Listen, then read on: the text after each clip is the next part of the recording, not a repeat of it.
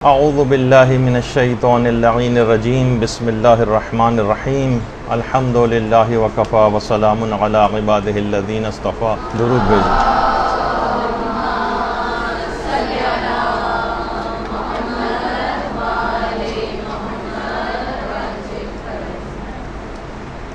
آج کا دن گزرے گا اور جو شب شروع ہوگی وہ شب قدر ہوگی۔ ان احتمالی تاریخوں میں سے ایک کہ جس میں شب قدر کو واقع ہونا ہے۔ دیکھیے، دنیا اور آخرت کے جتنے بھی تمام کام ہیں، یہ علماء فرماتے ہیں کہ یہ بھی کچھ لو اور کچھ دو کی پالیسی پر یا اصول پر چلتے ہیں۔ ہم اللہ سے بہت کچھ چاہتے ہیں۔ اس رات آپ کتنی دعائیں کریں گی، کتنی حاجات طلب کریں گی، آپ اللہ سے بہت کچھ چاہتی ہیں، لیکن اس کے مقابلے میں اللہ کا بھی آپ سے کچھ تقاضا ہوتا ہے۔ رسول کی اور ائمہ کی شفاعت آپ کو درکار ہے، تو رسول اور ائمہ بھی کچھ آپ سے تقاضا کرتے ہیں اور اپنی اطاعت کو طلب کرتے ہیں۔ بالکل اسی طرح سے یہ جو رات شب قدر ہے، اس رات میں آپ کو بہت کچھ اس شب قدر سے چاہیے، بہت کچھ چاہیے۔ کتنی دعاؤں کی ایک بہت بڑی لسٹ ہوگی آپ کے پاس کہ ساری رات بھی ختم ہو جائے تو وہ دعائیں ختم نہ ہوں۔ اتنا کچھ آپ کو اس شب قدر سے چاہیے، تو اس رات کا بھی آپ سے کچھ ایک تقاضا ہے۔ یہ رات بھی آپ سے کچھ چاہتی ہے۔ جیسے کہ میں نے کہا کہ چاہے دنیا ہو یا آخرت، چاہے کسی بھی طرح کا کوئی معاملہ ہو، ہر جگہ کچھ لو کچھ دو کا اصول چلتا ہے۔ جب شب قدر سے ہمیں اتنا کچھ چاہیے تو یہ شب قدر بھی ہم سے کچھ تقاضا کرتی۔ دیکھیے، ہر اسلامی حکم کی ایک علت ہے، ایک وجہ ہے۔ جتنے بھی اعمال آپ انجام دیتی ہیں، جتنے بھی آپ اذکار پڑھتی ہیں، جتنی یہ دعائیں پڑھتی ہیں، اس کے اندر ایک خاص حکمت پوشیدہ۔ عبادات کے اندر کچھ خاص اسرار ہیں، کچھ وجوہات ہیں، کچھ علتیں ہیں، کچھ حکمتیں ہیں، کچھ پیغامات پوشیدہ ہوتے ہیں۔ اعمال شب قدر جو آپ انجام دیں گی، جن کا بھی ہم ایک تذکرہ کریں گے، ان سب کے اندر کیا کیا پیغامات آپ کے لیے ہیں، وہ چاہتے کیا ہیں وہ اعمال، وہ آپ کے اندر کون سی تبدیلیاں دیکھنا چاہتے ہیں، اس کا آج ہم تذکرہ کریں گے کہ یہ شب قدر یہ آپ سے کیا تقاضا کر رہی ہے، اس کے اعمال جو آپ انجام دیں گی آپ سے کیا تقاضا کرتے ہیں۔ دیکھیے، ہر چیز کی ایک حکمت اور فلسفہ ہے نا، جو کہ ابھی ہم ڈسکس کر رہے ہیں۔ جیسے کہ نماز ہے، بری اور بے حیائی کی باتوں سے آپ کو روکتی ہے۔ روزہ ہے، اس کا بھی ایک وجہ بتائی گئی ہے تاکہ آپ کے اندر تقویٰ پیدا ہو جائے۔ زکوٰۃ ہے، یہ آپ کے مال کو پاک کرتی ہے، اس کا ایک الگ فلسفہ اور اس کے اندر ایک الگ پیغام ہے۔ وضو جو آپ انجام دیتی ہیں، یہ آپ کی روح کو پاکیزہ کرتا ہے۔ وضو یہ حسن نصر اللہ کی جوانی کی تصویر ہے، ارادوں کے اعتبار سے تو وہ ابھی بھی جوان ہے ماشاءاللہ، لیکن بہرحال تو وضو اس کے اندر انسان کی روح پاک ہوتی ہے۔ اسی طرح سے حج، یہ فقر و فاقے کو دور کرتا ہے اور مزید سینکڑوں ہزاروں لاکھوں فائدے حج کے۔ بس اسی طرح سے شب قدر کی اعمال کہ اس میں یہ رات جو کہ ہزار مہینوں سے بہتر ہے، اس کے اندر بھی کچھ ایسے ہی پیغامات موجود ہیں۔ اور اس شب قدر کا تقاضا یہ ہے، جو اس تمام باتوں کا ایک نچوڑ آپ کے سامنے شروع میں پیش کر دو، پھر ہم اس کو ایکسپلین کریں گے۔ شب قدر کے جتنے بھی اعمال ہیں، ان سب کا تقاضا یہ ہے کہ ان کو سارا سال اپنی زندگی پر محیط کر دیا جائے۔ یہ اس میں آپ کی تقدیر لکھی جاتی۔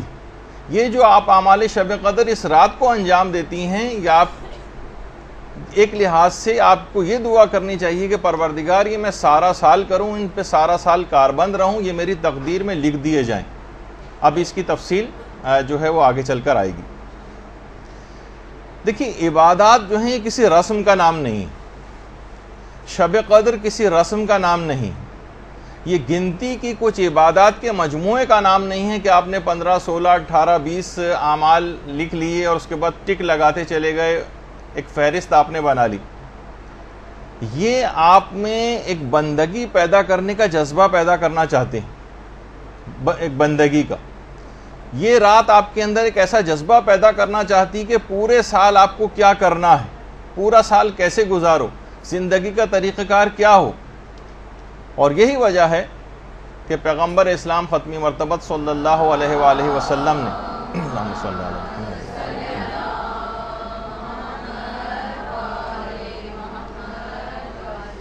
نے اس رات کو عبادت کے ساتھ 2 شرطیں لگائی ہیں کہ اس شخص کے گناہ بخشے جائیں گے۔ ابھی میں تفصیل میں آگے چل کر اس روایت کی بیان کروں گا، ابھی تو صرف سرسری سے گزر رہا ہوں کہ اس رات عبادت کے ساتھ جو 2 شرطیں لگائی ہیں وہ یہ ہے کہ اس رات کو عبادت کرو لیکن ایمان اور احتساب کے جذبے کے ساتھ۔ ایمان اور احتساب کا جذبہ، انہیں فقط عبادت نہیں کرنی، احتساب بھی کرنا۔ ایمان اور احتساب یہ 2 چیزیں کیوں لگائیں؟ اگر یہ کہ فقط ایک رسم ہوتی تو کہتے کہ جس طرح سے بھی بس یہ اعمال ہیں ان کو بس کر کے گزار لو، ایسے ہی ثواب تمہیں مل جائے گا۔ نہیں، اس سے مراد یہ ہے کہ آپ کی زندگی میں ایک انقلاب برپا ہو جانا چاہیے۔ اب آپ کا طریقہ زندگی اگلی صبح سے بدل جانا چاہیے، اور اگر طریقہ کار آپ کا بدلا تو آپ سمجھ لیجئے کہ شب قدر سے آپ نے فائدہ اٹھایا ہے، ورنہ یہ ان 10 20 30 اور 40 50 سال جو شب قدر ہم پہلے گزار چکے ہیں، اور ہم نے دیکھا ہے کہ اس نے ہماری روحانیت پر کوئی اثر مرتب نہیں کیا، کیونکہ ہم فقط ایک رسم کے طور پر انہیں گزارتے تھے، عبادت اور بندگی کا جذبہ پیدا نہیں کر سکے۔ اور یہ جتنی بھی پچھلی شب قدریں ان کا کوئی اثر ہم نے قبول نہیں کیا، اگر کیونکہ یہ ہم نے محض رسم کے طور پر اس کام کو کیا۔ اگر یہ رسم نہ ہوتی تو نامہ اعمال ہمارا نیکیوں سے اتنا خالی ہم کو نظر نہ آتا جیسے کہ نظر آتا ہے، اور برائیوں کے وہ بڑے بڑے پہاڑ نامہ اعمال میں نظر نہیں آتے جو پورے سال میں ہم کو نظر آتے ہیں۔ معلوم یہ چلا کہ پچھلی شب قدریں جو ہم نے گزاری یہ ایک ایسا فیسٹیول کے طور پر تھیں، ایک ایسی رسم کے طور پر تھیں جیسے ہم 14 اگست گزارتے ہیں، جیسے ہم 23 مارچ کا دن منا لیتے ہیں، اور اسی طریقے سے بس ہم نے گزار دیا کہ وہ آیا اور وہ آ کر دن گزر گیا، وہ رات آئی اور آ کر گزر گئی۔ جبکہ اللہ کا جو رسول ہے وہ اور اہل بیت کا جو گھرانہ ہے اور معصومین اور ان کی اولادیں ہیں، اس رات کو اتنی زحمتیں اٹھا کر اس رات کو منایا کرتے تھے، اتنی زحمتیں اور مشقتیں اٹھا کر اس رات کو گزارتے تھے۔ تو خود سوچیے کہ جب ان ذوات اقدس جو ہیں ان کے ساتھ یہ معاملہ ہے تو ہم جیسے گناہگاروں کو پھر یہ رات کتنی شد و مت کے ساتھ گزارنے کا تقاضا اسلام کرے گا۔ دیکھیے اس رات کی جو ابتدا ہے وہ ایک عمل سے ہوگی جسے کہا جاتا ہے کہ یہ رات کی جو ابتدا ہے یہ جاگنے کے عمل، ساری رات آپ کو جاگنا ہے۔ اس کی حکمت کیا ہے؟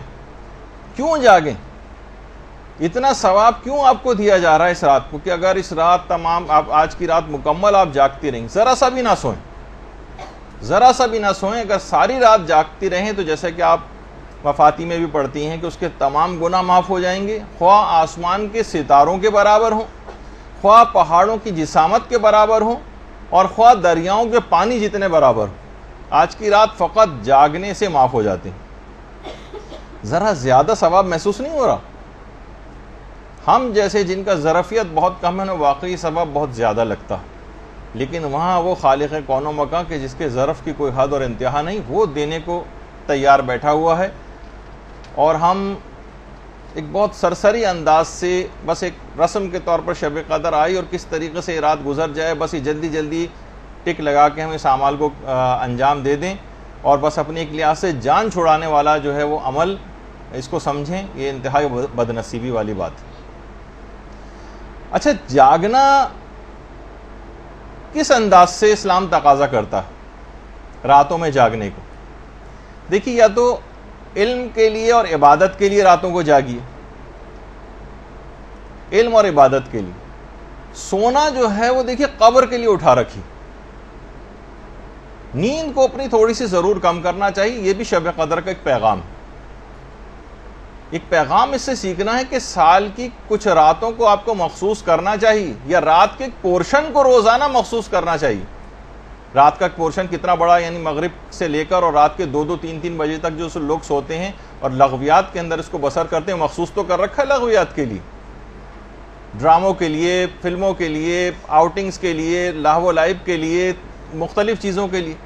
اسلام اور شب قدر یہ آپ سے تقاضا کرتی ہے رات کا کوئی ایک پورشن، چاہے وہ 15 منٹ کا ہو، 20 منٹ کا ہو، آدھے گھنٹے کا ہو، 1 گھنٹے کا ہو، یا کچھ اور زیادہ ہو، اس کو یا تو عبادت میں صرف کرنے کے لیے مقرر کیجئے یا پھر علم حاصل کرنے کے لیے۔ سونا جو ہے وہاں پہ بہت سونا ہے اور اس کی الگ ایک تفصیل ہے، اس کو وہاں کے لیے اٹھا رکھیے۔ یا تو یہ کہ ہمیں پتہ ہے کہ ہمارے نامہ اعمال ایسے ہیں کہ وہ فرشتہ عذاب ہمیں سونا ہی نہیں دیں گے وہاں پہ، اس وجہ سے جتنا سونا ہے یہیں پہ پورا کر لیا جائے۔ تو بہرحال کبھی تو ان راتوں کے اندر جاگنا سیکھیے۔ یاد رکھ لیجئے کہ آپ کا اس انداز سے علم اور عبادت کے لیے راتوں کو جاگنا جو شب قدر کا ایک پیغام ہے جاگنے کے ذریعے، ورنہ یہ بھی کہا جاتا ہے کہ سو لو 2 3 گھنٹے کے اندر اعمال کر لینا۔ کیوں تقاضا ہے کہ ساری رات جاگو اور اتنا زیادہ ثواب آپ کو دیا گیا ہے، تاکہ اس کو سال کے دیگر مہینے کی جو راتیں ہیں ان کے اندر بھی آپ اس کو رائج کریں، کہ آپ کا اس عبادت کے لیے رات کے اندھیرے میں یہ آپ کی قبروں میں اجالا بکھیر دے گا۔ راتوں کی قدر پہچانیے، راتیں بہت قیمتی ہیں۔ بہت سے علماء یہ بات بھی بیان فرماتے ہیں کہ راتیں دنوں سے افضل ہوتی ہیں۔ قرآن کا لوح محفوظ سے زمین پر نازل ہونا یہ رات کے وقت ہوا، انا انزلناہ فی لیلۃ القدر، یہ شب میں ہوا ہے، دن میں نہیں ہوا۔ اور علماء یہ بھی فرماتے ہیں کہ راتوں میں سے جو ایک رات ہے اس کے متعلق یہ بات کہی گئی ہے کہ یہ 1000 مہینوں سے افضل ہے۔ کسی دن کے متعلق یہ بات نہیں کہی گئی کہ فلاں دن جو ہے 1000 مہینوں سے افضل۔ شب جمعہ یہ بھی رات ہے، شب قدر یہ بھی راتیں ہیں، شب نیمہ شعبان اس کی کتنی فضیلت ہے، اور شب معراج اور شب برات وغیرہ، اسی طریقے سے شب عاشور، یہ ساری راتیں انتہا سے زیادہ عظیم راتیں۔ اور یہ بات بھی یاد رکھ لیجئے کہ تقدیریں جو آپ کی لکھی جاتی ہیں شب میں لکھی جاتی ہیں، دن میں نہیں لکھی جاتی۔ شب قدر میں آپ کی تقدیر لکھی جاتی ہے۔ رات کو بہرحال یہ کہ سکون اور اطمینان ہوتا ہے، دن پروردگار نے مشقت کے لیے بنایا۔ اور یہ جو راتیں ہیں اس کا جو 1/3 حصہ ہے وہ اس میں اللہ اپنے بندوں سے بہت قریب ہو جاتا ہے، بہت قریب۔ اور جو بندہ بھی بستر کو چھوڑ کر عبادت کے لیے جاتا ہے، اپنے پہلوؤں کو بستر سے الگ کرتا ہے، روایات میں ہے کہ اللہ اسے بغیر کسی حساب کے جنت میں داخل کرے گا، بغیر حساب کے۔ اللہم صلی علی محمد وعلی محمد۔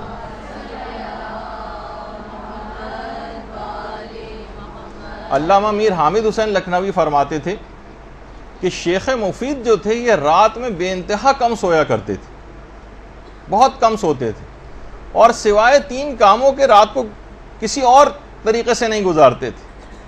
3 کام، یا تو نماز میں مصروف رہتے تھے، یا مطالعے میں مصروف رہتے تھے، یا پھر تلاوت قرآن میں۔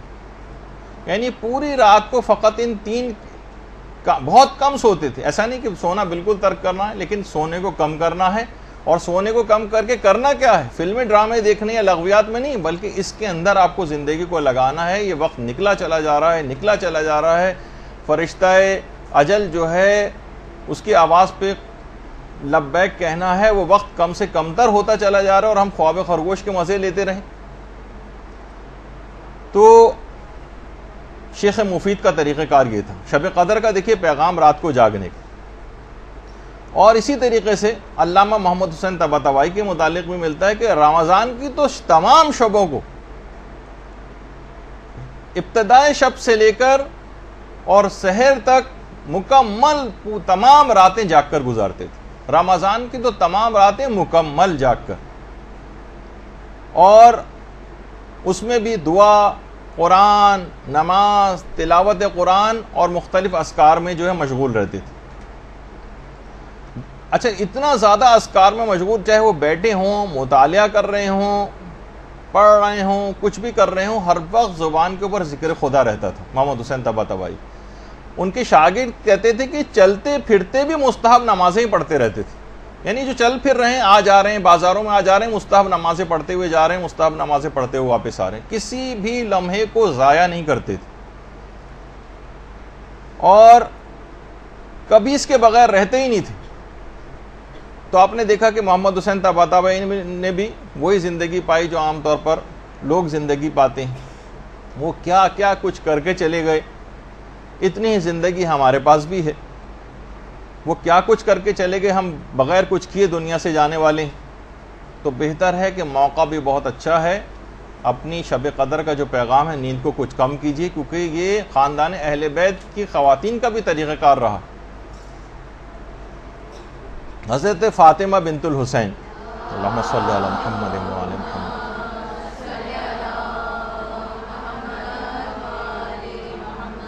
جو امام حسن کی بہو تھی, حسن مثنیٰ سے جن کی شادی ہوئی تھی, پوری رات عبادت میں قیام میں بسر کرتی تھیں اور پورے دن روزہ رکھتی تھیں, کیونکہ وہ سورج اتنے بڑے بڑے ائمہ کی صورت میں موجود ہیں کہ بہت سے جو ان سے غیر معصوم خاندان اہل بیت کے, کہ ان کی شخصیت ذرا ان کا اتنا تذکرہ نہیں ہو پاتا. اور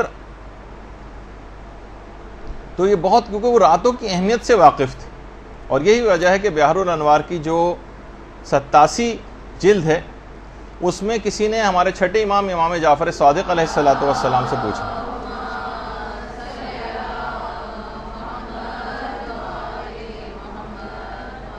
کسی نے پوچھا کہ مولا, ایک شخص یہ کہتا ہے کہ پیغمبر اسلام نے یہ بات کہی ہے, یعنی پیغمبر سے اس بات کو کوٹ کرتا ہے کہ شب کی, رات کی ایک ساعت ایسی ہے کہ جس میں پروردگار عالم اپنے بندوں کی جو دعا کریں وہ ضرور قبول کرتا ہے, جو دعا کریں.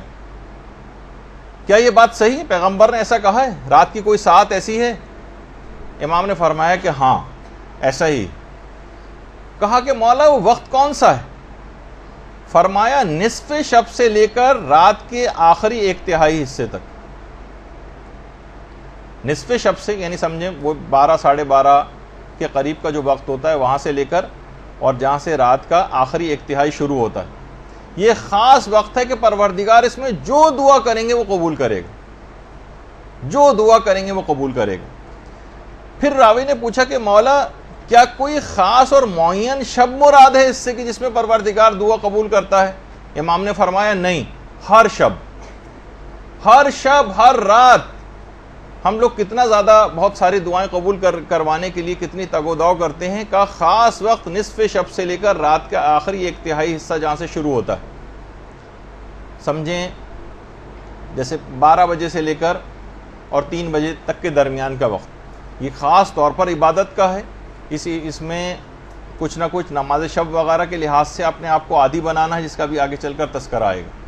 اور اسی میں اپنی دعاؤں کے لیے بھی مخصوص کیجئے کہ ہر دعا لازماً پروردگار نے, اور ہر شب کے لیے حکم ہے, کوئی مخصوص شب بھی مراد نہیں. اور پیغمبر اسلام کا ایک عجیب طریقہ کار تھا. پیغمبر اسلام اس طرح سے راتوں کو جاگتے تھے کہ کئی دفعہ اٹھتے تھے اور سوتے تھے. کھڑے کھڑے تھک جاتے تھے تو بیٹھ کر عبادت انجام دے لیتے تھے. اور یہ بات بھی یاد رکھ لیجئے کہ یہ ضروری نہیں ہے کہ آپ کہ بیٹھ کر جو پڑھی جاتی ہیں نماز اس میں آپ 2 رکعت, 1 رکعت کے بجائے 2 رکعت ہی پڑھنا ضروری نہیں, ایسا نہیں. تو بہرحال البتہ لیٹے لیٹے پڑھنے کی اجازت نہیں, تھک جائیں تو بیٹھ کر پڑھنے کی اجازت ہے. اور اس شب میں بھی تمام رات جاگ کر آپ کو عبادت کرنی. یہ جو آج سے شروع ہو جائیں گی آپ لوگوں کے لیے, بہت سے لوگوں کی تو کل ہو چکی ہے شب قدر کی ابتدا. تو پروردگار عالم کچھ علماء فرماتے ہیں کہ فخر و مباحت کرتا ہے کہ اے فرشتوں دیکھو, جب یہ احتمالی تاریخوں میں میری اتنی عبادت و بندگی کر رہا ہے, تو اگر میں یقینی طور پہ بتا دیتا کہ شب قدر فلاں رات ہے تو اس کی عبادت و بندگی کا کیا حال ہوتا؟ یہ تو احتمالی تاریخیں بتائیں، اس میں اس کی بندگی کا اور عبادت کا یہ حال ہے۔ تو ہمیں دیکھ کے پروردگار یعنی اگر اس انداز سے عبادت کریں کہ واقعی جس طرح سے ایک حق ہے اس شب کو گزارنے کا، اور اتنا زیادہ اس کا ثواب ہے کہ یہ جو 1000 مہینوں سے افضل ہے، تو علماء فرماتے ہیں کم سے کم اس رات عبادت کرنے کا اور اس رات کو جاگنے کا جو ثواب آپ کو ملے گا وہ 83 سال اور 4 مہینے کی عبادت کا ثواب آپ کو ملے گا۔ 83 سال 83 ایئر، سوچیں کہ پیدائش سے لے کر جب تک آدمی بوڑھا ہو جاتا ہے اور مسلسل عبادت انجام دیتا رہے، فقط ایک رات عبادت کرنے سے اتنا ثواب اور فائدہ آپ کو ملے گا۔ اللہم صلی علی محمد و آل محمد۔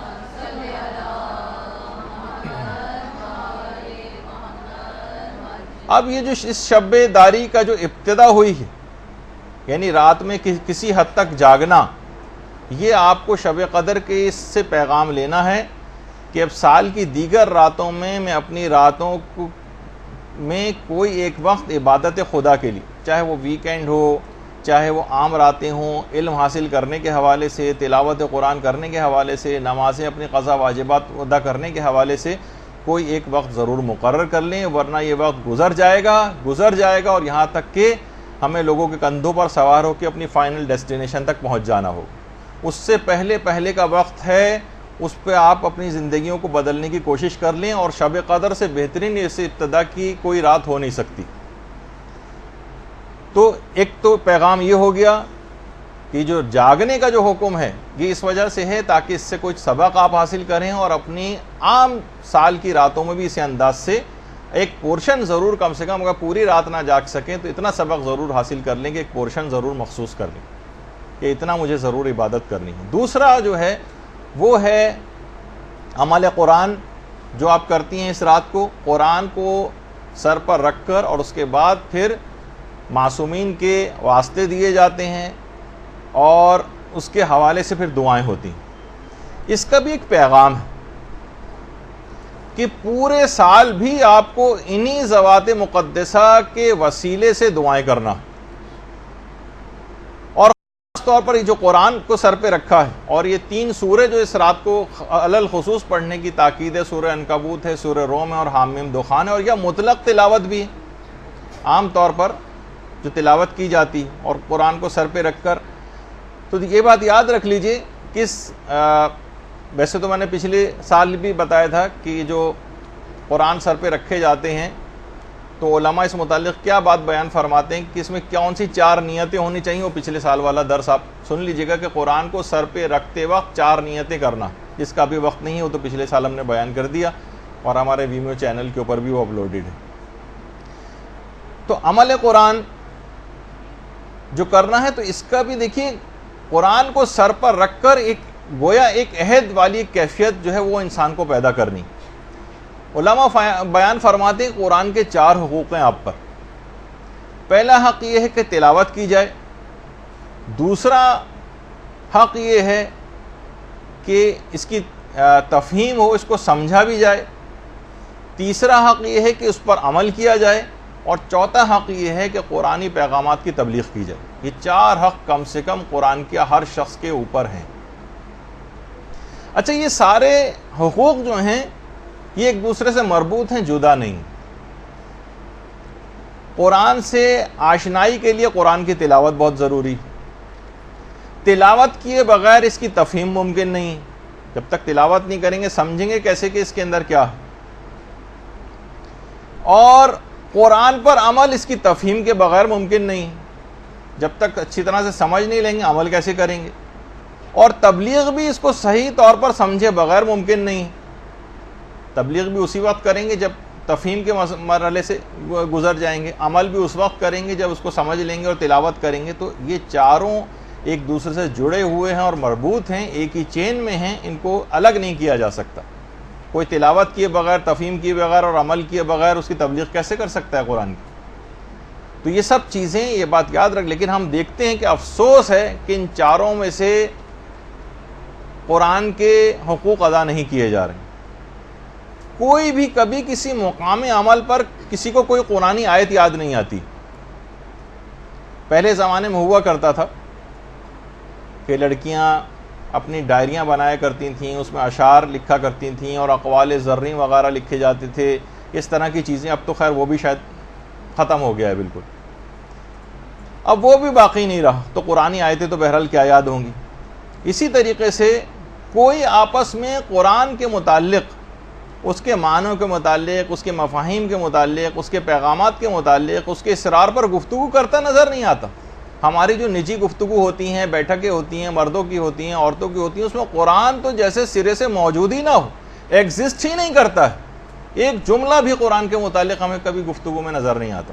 یہ کون سا حق ادا کیا جا رہا ہے قرآن کا؟ اور قرآن کو کہا جاتا ہے قرآن بالکل تنہا ہے، تنہا. یہ اپنی تنہائی کی شکایت قیامت کے روز کرے گا. افسوس کہ لوگوں کو شاعروں کے اشعار یاد ہوں، گانے یاد ہوں، کلام شیطانی سب کچھ یاد ہو، مکروہ شاعری جو ہے وہ یاد ہو، لیکن کلام الہی کسی کو یاد نہ ہو. مقام عمل پر کسی کو کوئی قرآنی آیت یاد نہ آئے کبھی بھی. کتنے افراد آپ میں سے یہاں پہ بیٹھے ہوئے اپنے آپ سے سوال کریں کہ جنہوں نے کسی بھی تفسیر قرآن کو شروع سے آخر تک پورے قرآن کی پڑھی، اچٹتی پچٹتی باتوں کے حوالے سے نہیں کہہ رہا، تو کم سے کم اتنا تو قرآن کے زندگی میں ایک دفعہ تفسیر نمونہ اٹھاتے، آہستہ آہستہ کر کے 1 سے لے کر 27 جلدوں تک ختم کر دیتے چند سال میں. کچھ تو معاملہ آگے بڑھتا. اب نہیں، ابھی تک نہیں بڑھا ہے تو اب سے ہی شروع کر دیجئے. کچھ تو سمجھ آئے گا، کچھ تو مفاہیم کے اوپر طبیعت جائے گی، کچھ تو قرآن سے ارتباط پیدا ہوگا. تو بہت اگر کچھ ہوا بھی، لوگوں نے تیر اگر اس سلسلے میں مارا بھی ہے، تو ذرا ناظرہ پڑھنے کے حوالے سے جس کی اپنی ایک اہمیت ہے، اور تلاوت قرآن کا بے شمار فائدے ہیں، وہ اپنی جگہ پر ہیں، لیکن معاملہ تھوڑا سا اور آگے بھی بڑھنا چاہیے.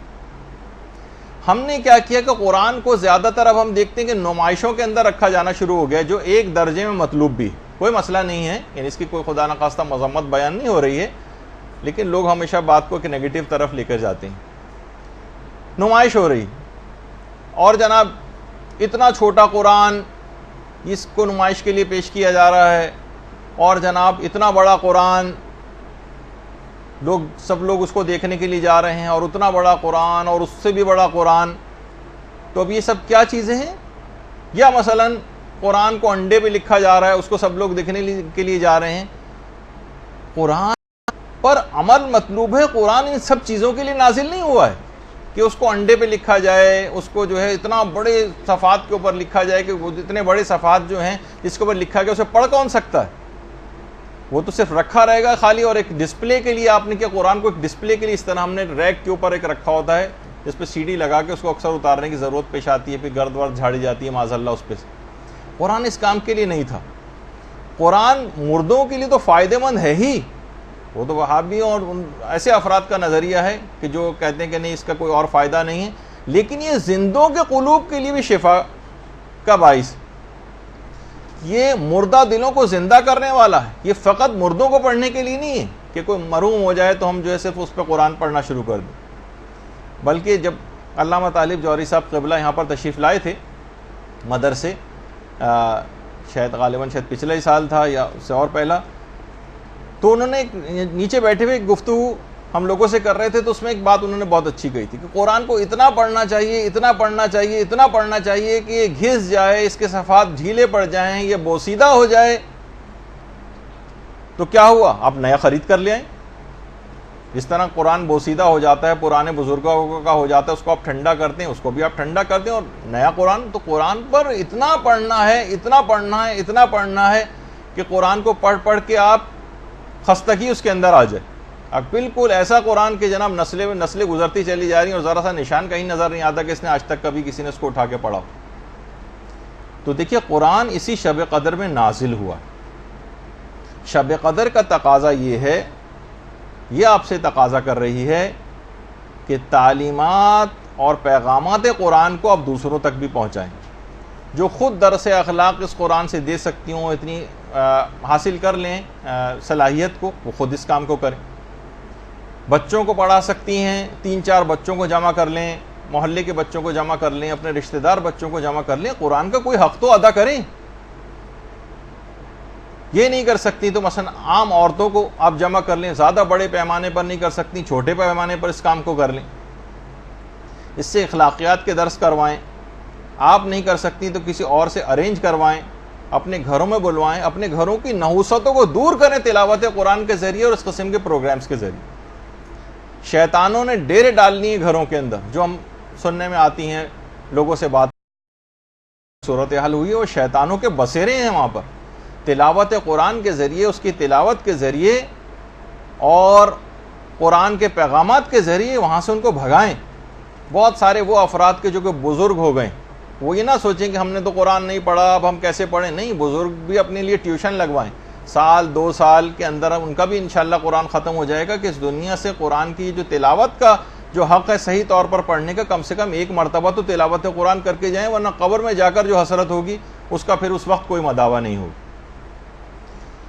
اسی طریقے سے بوڑھے افراد ہیں، محلے والے ہیں، کوئی بچے ہیں، یہ ضروری نہیں کہ آپ بہت گلیمرس ہے کوئی چاہیں کہ پورا ایک ادارہ ہو، انسٹیٹیوٹ ہو اور اے سی لگے ہوں تب بھی میں وہاں جا کے کوئی خدمت انجام دوں گا۔ اپنے گھر سے ابتدا کریں، اس کو حقارت سے نہیں کہ جو قرآنی تعلیمات ہیں یا قرآن کو پڑھانا، عام طور پہ اس کو ایک معاذ اللہ معاشرے میں دیکھنے میں آتا ہے کہ ایک حقیر سا کام سمجھا جاتا ہے کہ مولوی صاحب آئیں گے اور جو ہے وہ بہت مختصر سے ان کو پیسے دیے جائیں گے اور وہ آ کر پڑھا کر چلے جائیں گے، کوئی سائیکل پہ آ رہے ہیں، کوئی کسی طریقے سے آ رہے ہیں، جو کہ عام طور پہ کانسیپٹ ہے۔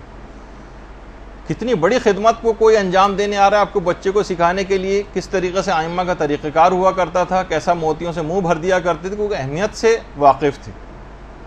اسی طریقے سے قرآن کی تفسیر کے جو کوئی خاتون معلمہ آپ کو مل سکتی ہوں، کوئی سینئر مل سکتی ہوں، آپ خود نہیں دے سکتی تھی، کسی کو ارینج کروا سکتی ہوں، آپ بلوائیے، کسی عالم کو بلوائیے، یہ تو خیر مرجع لیول کے چھوٹے عالموں کو بلوائیے کہ جو قرآن کے سلسلے میں، تاکہ کسی طور پر قرآن کا حق ادا ہو سکے۔ وہ 3 چیزیں تو آپ کو گھر پہ عمل کرنا، اور تبلیغ والا جو ہے یا تو خود آگے بڑھ کے اتنا علم حاصل کر لیں کہ اس کے اوپر کچھ تبلیغ اس کی کروا سکیں، یا یہ کہ کسی عالم کو بلوائیں۔ اپنی پوری زندگی قرآن کی کوئی خدمت تو کر جائیں۔ کیا قرآن کی کوئی خدمت کیے بغیر ہم مرنا چاہتے ہیں؟ کیا ہم یہ چاہتے ہیں کہ قرآن کل ہماری شکایت کرے؟ دیکھیں، امام خمینی تک اپنے بہت سے جلسوں کے اندر طالب علموں کو، بچوں کو کھڑا کر کے تلاوت قرآن سنا کرتے تھے۔ بہت اہمیت کے متعلق معلومات تھیں، تو تاکہ کل یہ آپ کی شکایت نہ کرے۔ قرآن جب شب قدر میں نازل ہوا ہے تو اس رات کا تقاضا اور پیغام یہ ہے کہ اس قرآن کی تعلیمات کو پھیلانے میں آپ اپنا کردار ادا کریں، ورنہ قبر میں اس وقت افسوس کا کوئی فائدہ نہیں ہوگا کہ جب کہ قبر کی وحشتناک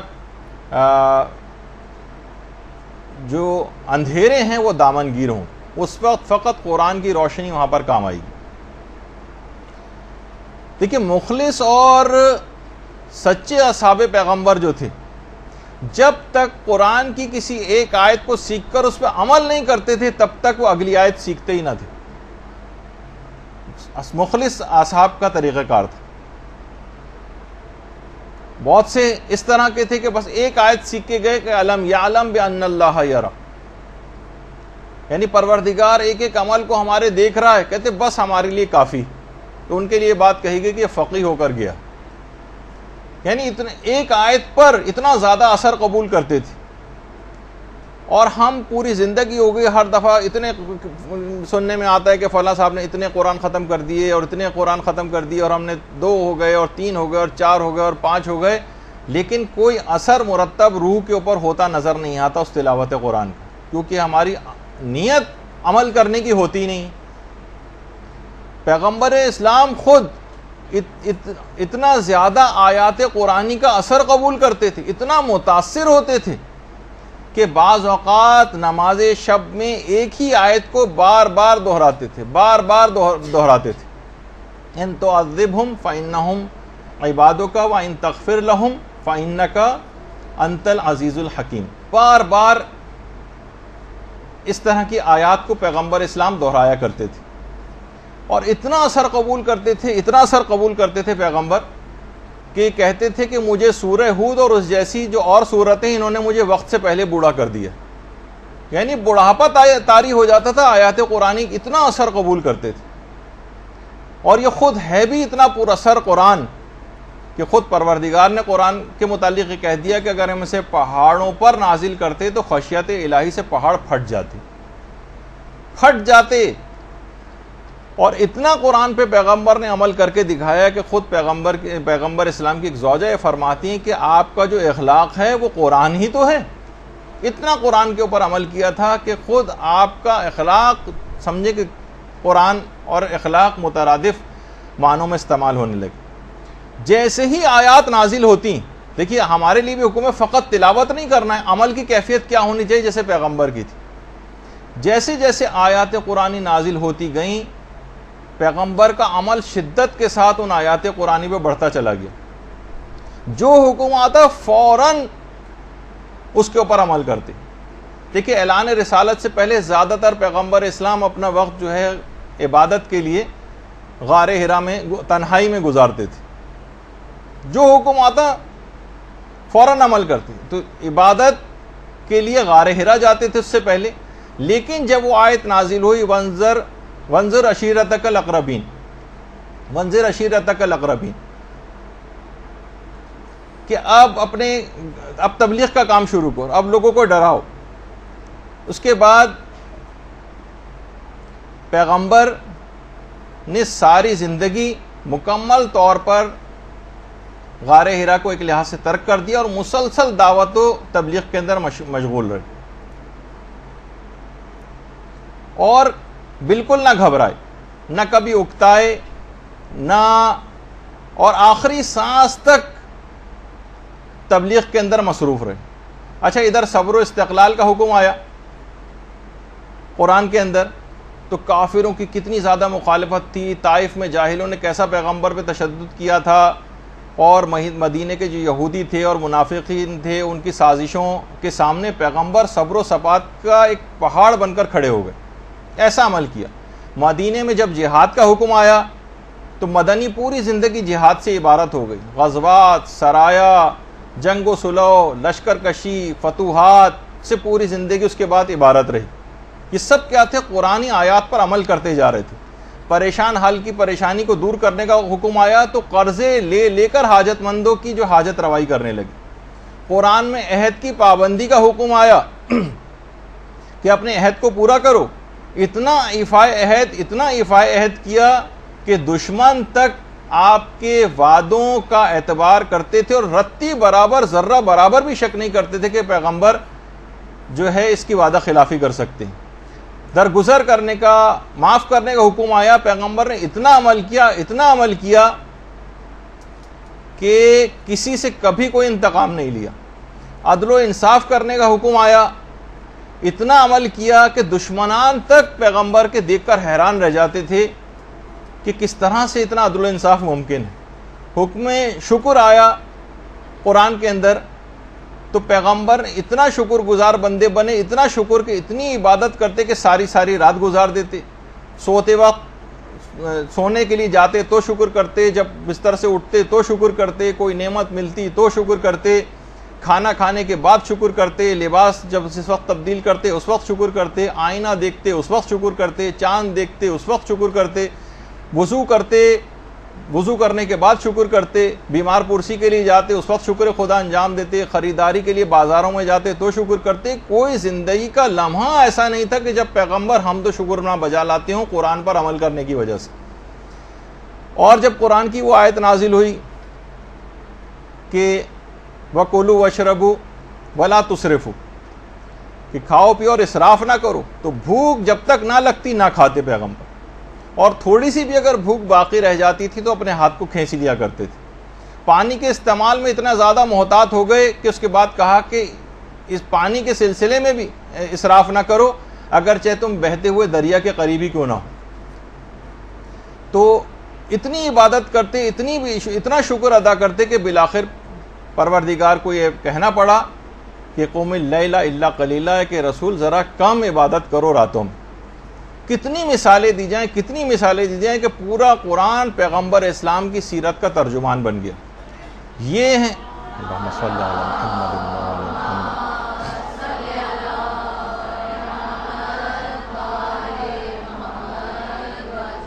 یہ ہیں حقوق قرآن کے. ایسا ہوتا ہے ان کے اوپر عمل اور ایسی ہوتی ہے ان کی تبلیغ. اتنا عمل کہ اس کے بعد پھر پیغمبر اسلام کے لیے پروردگار کو یہ کہنا پڑا کہ ان اللہ و ملائکتہ یصلون علی النبی یا ایھا الذین آمنوا صلوا علیہ وسلموا تسلیما.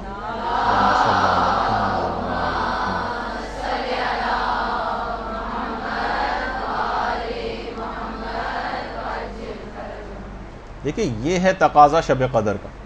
جو آیت پڑھیں اس پر عمل کرنے کی کوشش کریں جیسے کہ پیغمبر اسلام نے کیا. اچھا اب ورنہ کیا ہوگا؟ ایک رسم کے طور پر گزارا جائے گا قرآن کو سر پر رکھ کر. کچھ سورہ رسمن پڑھ لیے جائیں گے, جلدی جلدی صفحات گنے جائیں گے کہ اب سورہ روم میں کتنے صفحے باقی رہ گئے, اب عنکبوت میں کتنے صفحے باقی رہ گئے. اس سے ثواب تو مل جائے گا وہاں پہ, کیونکہ ثواب میں کوئی بخل نہیں ہے پروردگار کے ہاں, لیکن جو اثرات آپ کی روح پر مرتب ہونے چاہیے تھے وہ اثرات مرتب نہیں ہوں گے اگر اس انداز سے رسمی طور پر ان راتوں کو گزارا گیا جیسے پچھلے سالوں میں گزارا جاتا رہا. اچھا اس کے بعد 2 رکعت نماز شب قدر کے اندر پڑھی جاتی ہے جس میں الحمد کے بعد ہر رکعت میں 7 مرتبہ سورہ قل هو اللہ احد پڑھی جاتی. دیکھیے اس کا بھی پیغام یہ ہے کہ عام زندگی میں بھی اس شب میں یہ جو 2 رکعت نماز پڑھی جا رہی ہے اس میں نماز کا عادی بننا ہے اور معمولی باتوں پر نماز کو چھوڑنا نہیں ہے. ذرا سا بیمار ہوئے نماز چھوڑ دی, کسی تقریب میں جانا پڑ گیا نماز چھوڑ دی, کسی پکنک پہ جانا پڑ گیا نماز چھوڑ دی, کوئی سفر درپیش ہو گیا سفر میں نماز نہیں پڑھ رہے. اور اس نماز کو نہ صرف پڑھنا ہے بلکہ بہتر بھی بنانا ہے. پڑھنا بھی ہے بہتر بھی بنانا ہے, جس کے لیے ہمارے درسوں کی ایک سیریز چل بھی رہی ہے کہ نماز کو بہتر کیسے بنائیں. اچھا مردوں کے لیے تو بہرحال پھر بھی مواقع ہیں, خواتین کو اتنے مواقع نہیں مل پاتے, لیکن مسلمانوں کی بہت سی روایات کے اندر ایک بات یہ بھی آئی ہے کہ شب قدر کا ایک حصہ ان لوگوں کو بھی مل جاتا ہے عام دنوں میں بھی جو مغرب و عشاء کی نمازیں جماعت سے مسجد کے اندر جا کر پڑھتے ہیں. البتہ وہ افراد کہ جو بے نمازی ہیں یا گھنٹے دار قسم کے نمازی ہیں وہ اس رات کی, کیونکہ اس سے پیغام ہی انہوں نے کوئی نہیں لیا, جو 2 رکعت نماز بھی پڑھی بس اس رات کی حد تک رہے, اس کو پھیلایا نہیں اس شب قدر کو تمام راتوں کے اوپر. تو کیا اس سے ہوتا ہے کہ اکثر لوگ یہاں پر رابطہ کرتے ہیں مدرسے میں کہ ہمارے والد تھے 70 سال کی عمر تھی 90 سال کی عمر تھی اور پوری زندگی میں ایک نماز بھی نہیں پڑھی, ان کی نمازیں پڑھوانا. پھر جب ان کو بتاتے ہیں ان کے روزوں کا وہ بتاتے ہیں سلسلہ کہ یہ, تو سوچتے ہیں کہ تو ہمیں پوری جائیداد دی ابا کے لیے جو قربان کرنی پڑے گی. تو اولاد بھی پریشان ہو جاتی ہے کہ اتنے روزے اور ان کی اتنی نمازیں کیسے کروائیں. باقاعدہ جو کتاب ہدیہ مبلغین ہے اس میں کتاب شناخت نماز کے حوالے سے ایک روایت کو نقل کیا گیا. وہ یہ ہے کہ ایک دفعہ ایک شخص پیغمبر اسلام کے پاس آیا, اللہم صلی علی محمد و علی محمد,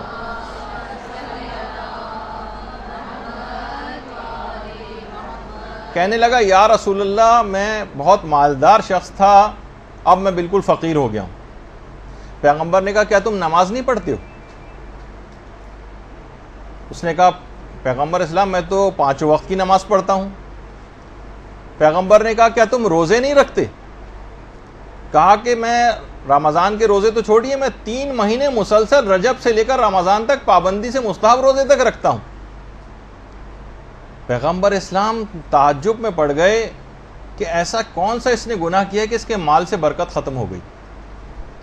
اس وقت جبریل امین نازل ہوئے اور کہا کہ یا رسول اللہ خدا درود و سلام آپ کے اوپر بھیجتا ہے, اللہم صلی علی محمد و علی محمد,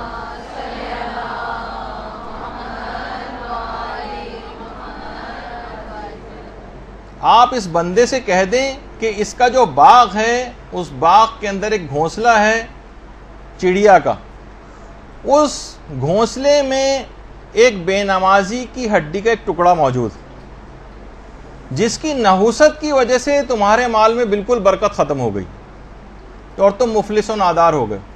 پیغمبر اسلام نے اس شخص کو یہ بات بتائی.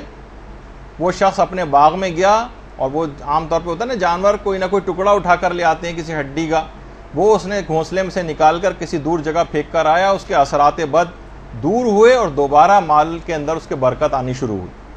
تو آپ خود سوچیں کہ بے نمازی کی ہڈی کا ایک چھوٹا سا ٹکڑا وہ اتنا زیادہ نحوست رکھتا ہے, تو ایک مجسم بے نمازی آپ کے اطراف میں موجود ہوں, مجسم بے نمازی آپ کے گھروں کے اندر آپ کے ساتھ رہتے ہوں, تو وہ گھر کتنی بلاؤں, تکلیفوں, مشکلات, پریشانیوں اور فقر و فاقے کا شکار ہوگا, جو لوگ آج ہر وقت اس کا ذکر کرتے رہتے ہیں. اور بے نمازی سے مراد یہ نہیں کہ جو شروع سے آخر تک نماز بھی نہ پڑھتا ہو, جو گنڈے دار ٹائپ کے نمازی ہوتے ہیں, کبھی پڑھ لی کبھی نہیں پڑھی, کہ فلاں نماز فجر کی روزانہ قضا ہو گئی, ساری نمازوں قضا کر کے کبھی ایک ساتھ پڑھ لیا, ان کے بھی اثرات نحوست اسی انداز کے ہوتے ہیں. تو اگر آپ نے خود اپنے آپ کو نمازیں ٹھیک بھی کر رہی, لوگ بڑے پریشان ہوتے ہیں, جیسے اس نے آ کر کے میں 3 مہینے کے مستحب روزے بھی رکھتا ہوں, تمام نمازیں بھی پابندی کے ساتھ پڑھتا ہوں, کوئی واجبات اپنا چھوڑتا نہیں ہوں, پھر بھی میں مفلس ہوتا جا رہا ہوں. اس وجہ سے کہ آپ تبلیغ نہیں کر رہے ہیں اپنے اطراف والے لوگوں پر. وہ اگر ویسے ہی خراب رہے اور آپ ذاتی طور پر اپنے عمل کو اچھا کرتے چلے گئے, تو لا محالہ ان کے اثرات آپ تک پہنچیں گے, اور یہی بے برکتی اور نقصان کا سبب آپ بنیں گے. جیسے کوئی بہت بدبودار چیز کمرے, آپ لاکھ خوشبو لگا کے بیٹھے رہیں اور کوئی سڑی ہوئی مچھلی کمرے میں لا کے رکھ دیں, تو اس کے اثرات تک پہنچیں گے. آپ فقط اپنے لباس پر خوشبو سے اس گندے اور برے اور بدبودار چیز کے اثرات کو دور نہیں کر سکتے. تو بہت ضرورت اس بات کی, جبھی ہم بار بار اس بات کو کہتے ہیں کہ تبلیغات کے اندر آپ اپنے آپ کو بھی, اگر آپ کو ٹھیک کرنا ہے, اپنے حال کو بھی, تب بھی آپ کو تبلیغ کرنا پڑے گی, ورنہ دوسرے جو خراب ہوتے چلے جائیں گے آپ کے تبلیغ نہ کرنے کے نتیجے میں, اس سے آپ بھی متاثر ہوئے بغیر نہیں رہ سکتی.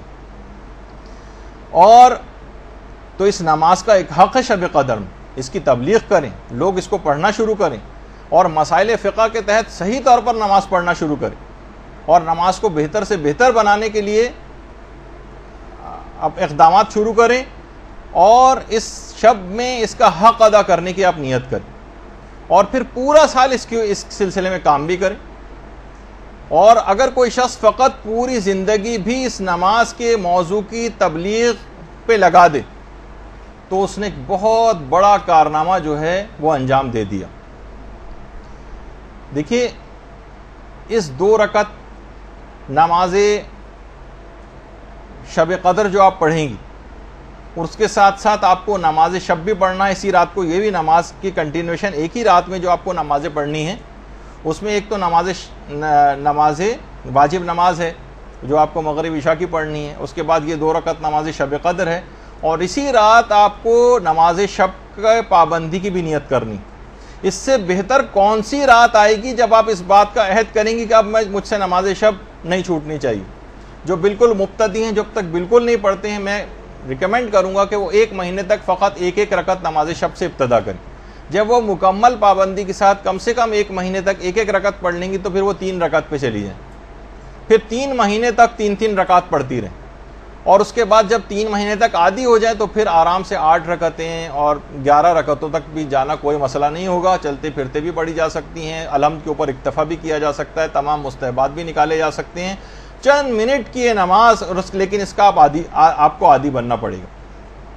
اور نماز شب کے متعلق یہ بات کہی جاتی ہے کہ یہ معنی گناہان آئندہ ہے اور کفارہ گناہان گزشتہ ہے. گزشتہ گناہوں کا کفارہ ہے اور آئندہ گناہوں سے بچانے والی چیز ہے. اور یہی وجہ ہے کہ باقاعدہ میں وہ تصویر تو نکال نہیں سکا کہ امام خمینی آپریشن سے پہلے جب مسلسل آکسیجن لگی ہوئی تھی, ایک تو یہ ہے آپ کے سامنے, اس کے بعد پھر ایک اور بھی ہے جس کی تصویر کا میرے پاس وقت نہیں تھا اس کو نکال سکوں, لیکن مسلسل ناک پہ آکسیجن لگی ہوئی تھی.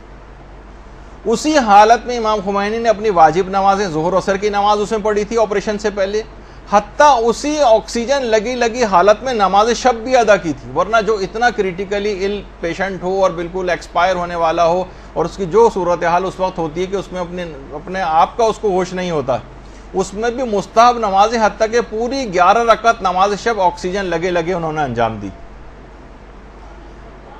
اللہم صلی علی محمد.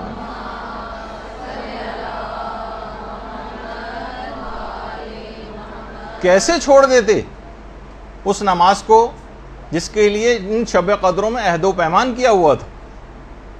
صاحب ارادہ تھے, ہماری طرح تو نہیں تھے کہ ذرا سی ہاتھ کے اوپر اگر ڈرپ لگ جائے تو ہم اس کو چھوڑ دیتے ہیں. امام خمینی کی حد تک تو ہے ہی بات, لیکن آیت اللہ آیت اللہ یہ بھی کچھ عرصے پہلے ان کی بھی تصاویر وغیرہ اس انداز سے آئیں کہ ظاہر ہے کہ علماء, امام خمینی کی تو ایک الگ ہی شخصیت تھی کہ ان کو ایک ایک چیز فلم بنائی جا رہی تھی ان کی, تاکہ ان کی شخصیت ایک رہبر کبیر ہونے کے حوالے سے تھی.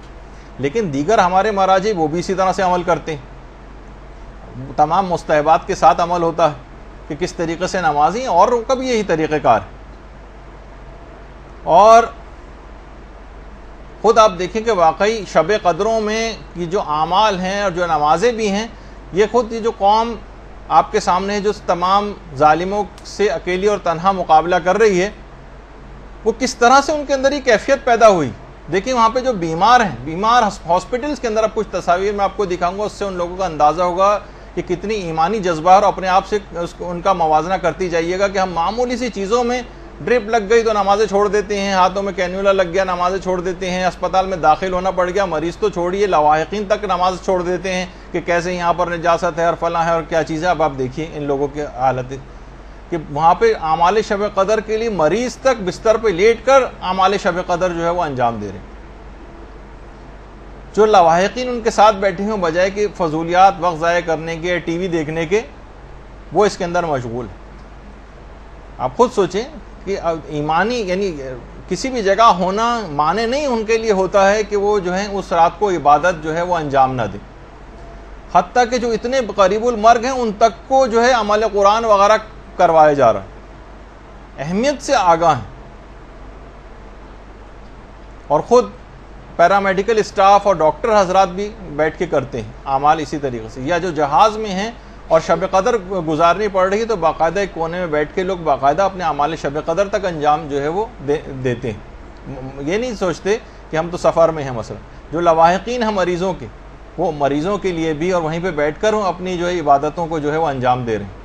کتنی خواتین اس طرح سے ہیں بالکل قریب المرگ عزیز ان کے موجود ہیں, ان کے جو سرہانے جو ہے وہ بیٹھی ہوئی خواتین ہیں, خود مریض حضرات بھی.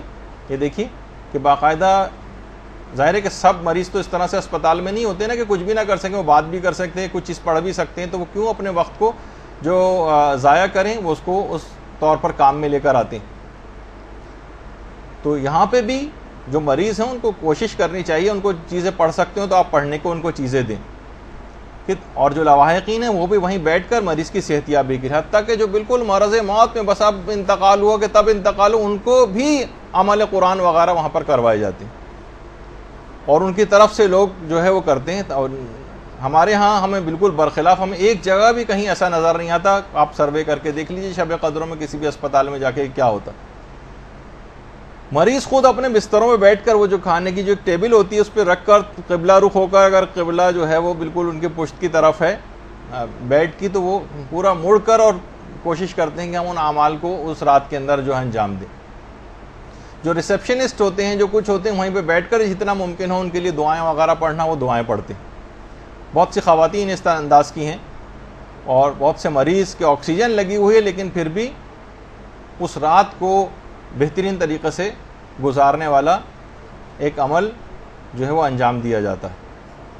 بس آپ کو دکھانے کے حوالے تک ایک تشویق ہو, ایک ترغیب ہو, اور معنی نہ سمجھا جائے, مریضوں کو بھی یہ تمام چیزیں وہاں پر مہیا کریں, جو کر سکتے ہیں وہ خود کریں, ورنہ ان کے لواحقین اس کو انجام دیں. اچھا, اب باقاعدہ بہت سی کتابوں کے اندر ایک مرد صالح کا خواب جو ہے وہ نقل کیا گیا, جو بغیر نماز شب پڑھے سو گیا تھا. ہاتف غیبی کی آواز اس کو کان میں آئی کہ خدا کے بندے سو رہے ہیں جبکہ خدا ان کے درمیان بہشت رضوان تقسیم کر رہا ہے. یہ جو رات کا وقت ہے یہ بہشت کے تقسیم ہو, جنت کے تقسیم ہونے کا وقت ہے, جو پروردگار اپنے بندوں کو تقسیم کرتا.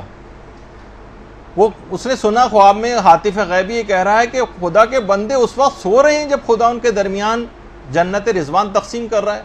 لوگوں, جنت کے بارے میں قناعت نہ کرو, خدا کسی کی جنت کے درجات میں ہرگز اس وقت تک اضافہ نہیں کرے گا جب تک کہ وہ رات کی نیند کو کم نہیں کرے گا. جنت کے درجات میں ہرگز اضافہ نہیں ہوگا جب تک کہ رات کی نیند کم نہیں ہوگی.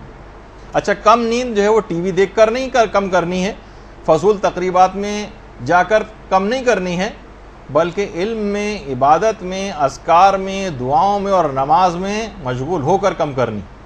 باقاعدہ فرشتے ہنستے ہیں نا، وہ جو کتنی دفعہ سر وسیم عام بھی آپ کو روایت سنا چکے کہ 3 موقعوں پہ فرشتے ہنستے ہیں، 3 موقعوں پہ روتے ہیں۔ انہوں نے جو ہنسنے کا موقع ہے ان میں سے ایک موقع یہ ہے کہ جو دن بھر فضولیات کے اندر مشغول رہے اور عشاء کے بعد پھر فضولیات میں دوبارہ مشغول ہو جائے، پھر ٹی وی کے سامنے آ کر بیٹھ جائے، پھر فلمیں دیکھنے لگے، پھر ڈرامے دیکھنے لگے، تو فرشتے ہنستے ہیں کہ اس بندے کا دل ابھی تک لغویات سے بھرا نہیں ہے کہ رات کو عشاء کے بعد پھر حرام اور مشکوک چیزوں کو دیکھنے میں مصروف ہو گیا ہے۔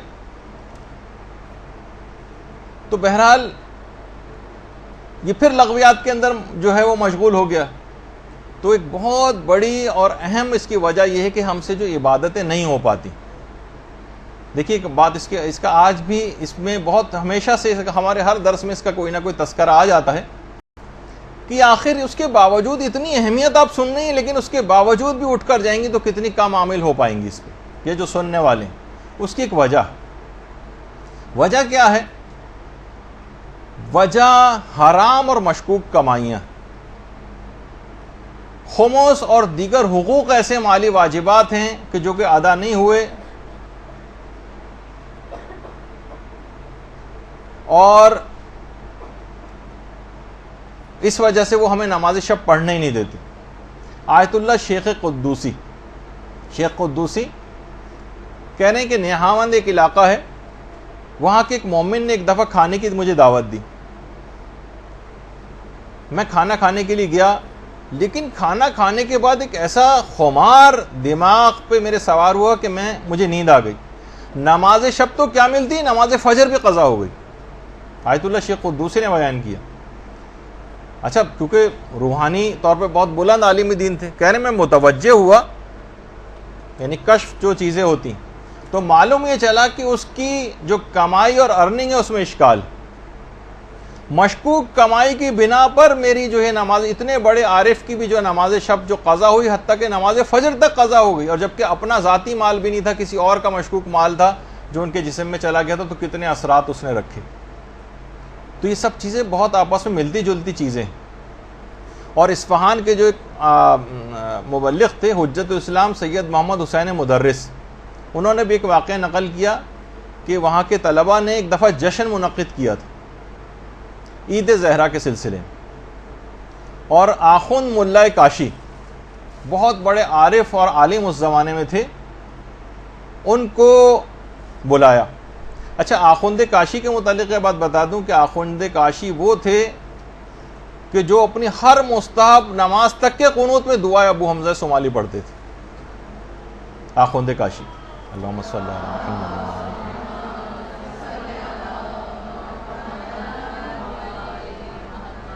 اور آخوند کاشی کہتے تھے کہ میں مدرسے کے باہر لگے ہوئے درختوں کی تسبیح کی آوازیں اپنے کانوں سے سنتا ہوں۔ اور ان کے جو شاگرد تھے وہ کہتے تھے، جن کا ایک واقعہ میں ایک دفعہ پہلے بھی پیش کر چکا ہوں، کہ جب ہم گئے تو ہم نے دیکھا کہ آخوند کاشی جہاں پر نماز پڑھ رہے ہیں تو اطراف کی جتنی دیواریں ہیں وہاں سے بھی تسبیح و تحلیل کی آوازیں بلند ہو رہی ہیں۔ اتنا بڑا عارف یہ دعوت جشن میں آئے، 9 ربیع الاول کا تھا، کافی رات تک جشن میں رہے اور دیر سے گھر پہنچے، رات کو سوئے تو فجر میں آنکھ کھلی، نماز شب کا وقت نکل چکا تھا، نماز شب قضا ہو گئی۔ اس کے بعد 17 ربیع الاول کا پھر دوبارہ ایک جشن منعقد کیا گیا مدرسے میں، اور آخوند کاشی کو پھر بلایا۔ آخوند کاشی پھر آئے اور وہاں پھر دیر ہو گئی، اور گھر گئے تو بعد میں انہوں نے بتایا کہ اس رات کو میں نے پیغمبر اسلام کو خواب میں دیکھا۔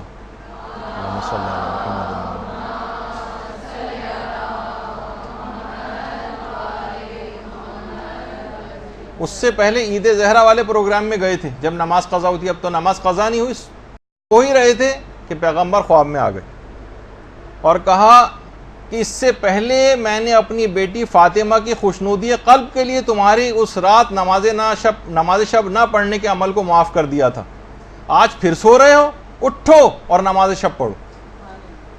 پیغمبر اسلام نے آخوند کاشی کو سرزنش کیا کر کہا کیونکہ عید زہرا کا پروگرام اس رات تو میں نے اپنی بیٹی کی خوشنودی قلب کی وجہ سے تمہیں چھوڑ دیا تھا، لیکن پھر دوبارہ وہی غلطی کرنے جا رہے ہو.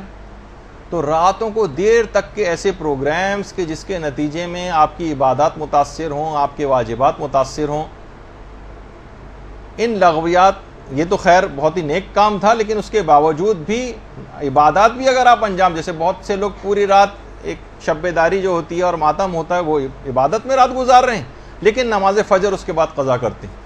تو مستحب نمازیں بھی اس کا پیش خیمہ نہیں ہونی چاہیے کہ آپ کے واجبات قضا ہو جائیں، اور جن کا مقام اور بلند ہوتا ہے ان کے لیے ان کی نماز شب بھی قضا نہیں ہونی چاہیے. تو پیغمبر نے آ کر سرزنش کی.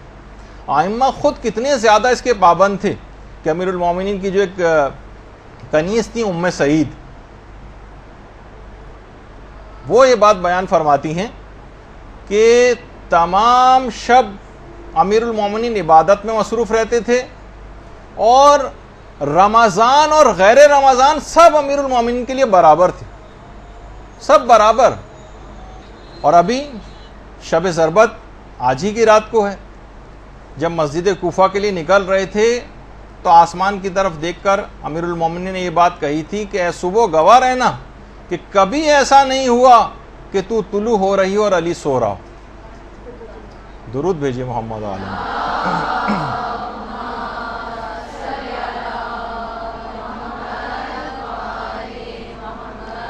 دیکھیے پھر یہ بات بیان ہو رہی ہے کہ ہر چیز کا ایک پیغام ہے، ایک فلسفہ ہے. یہ اعمال شب قدر جتنے بھی آپ انجام دیں گی، چاہے 2 رکعت نماز ہو، چاہے غسل ہو، چاہے اب زیارات ہوں، چاہے دعائیں ہوں، ان سب کا ایک فلسفہ ہے کہ ان عام زندگی کے دنوں کے اوپر اس رات کو آپ کو پیغامات کو پھیلانا ہے، پورے سال پر محیط کرنا ہے، پورے سال اب نماز شب کا پابند بننا ہے، پورے سال رات کے ایک حصے کو بستر سے الگ ہونا ہے. اور یہی وجہ ہے کہ جو سجدے ہیں، یہ جو نمازیں ہیں، یہ اس حد تک سوچی کہ جو ہستیاں ان کی اہمیت سے واقف تھیں. جیسے کہ حضرت مریم کے متعلق ملتا ہے کہ جب اسرائیل ملک الموت آئے تھے ان کے پاس اور آخری خواہش ان سے دریافت کی تھی، تو انہوں نے کہا تھا کہ اتنی مہلت مجھے دے دو کہ میں سجدے میں چلی جاؤں اور اس کے بعد پھر میری روح کو نکال لینا. اور ہمارے علماء میں سے شیخ جواد انصاری حمدانی، جن کا اکثر تذکرہ آتا ہے، یہ خود فرماتے ہیں کہ حمدان میں ایک مومن نے، اچھا خود حمدانی تھے، اور جب بھی کبھی علماء اس طرح کی کوئی بات کرتے ہیں تو اپنا ذکر نہیں کرتے. ایک مومن کے ساتھ ایسا ہوا جبکہ خود مراد ہوتے ہیں. کہتے ہیں کہ حمدان میں ایک مومن نے نماز شب کے لیے جب وہ اٹھا تو دیکھا کہ 500 گھروں کی جو حدود ہے حمدان میں، اس میں ایک گھر میں زمین سے آسمان کی طرف ایک نور ساطع ہو رہا. باقاعدہ رسالہ جو لقاء اللہ ہے اس کے اندر بھی یہ واقعہ ہے. تو اسے الہام ہوا اس مومن کو کہ اس مکان میں حضرت حجت نماز شب کو ادا فرما رہے ہیں.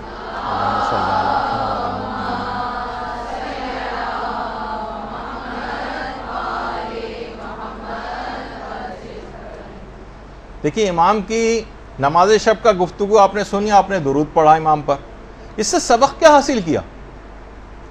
کتنوں نے عہد کیا اس بات کو سن کر کہ ہم حضرت حجت کی اس عمل کی پیروی کریں گے آج سے اور نماز شب کے پابند بن جائیں گے. طریقہ کار وہی رکھیے گا تاکہ بیچ میں سے ایک دم سے 11 رکعتیں پڑھنی شروع کر دیں گی تو اگلے دن سے نہیں پڑھیں گے. 1 مہینے تک 1 رکعت، اس کے بعد پھر 3 مہینے تک 3 رکعت، اور اس کے بعد پھر آپ بڑھاتی چلی جائیں گی تو کوئی طبیعت کے اوپر بار محسوس نہیں ہوگا.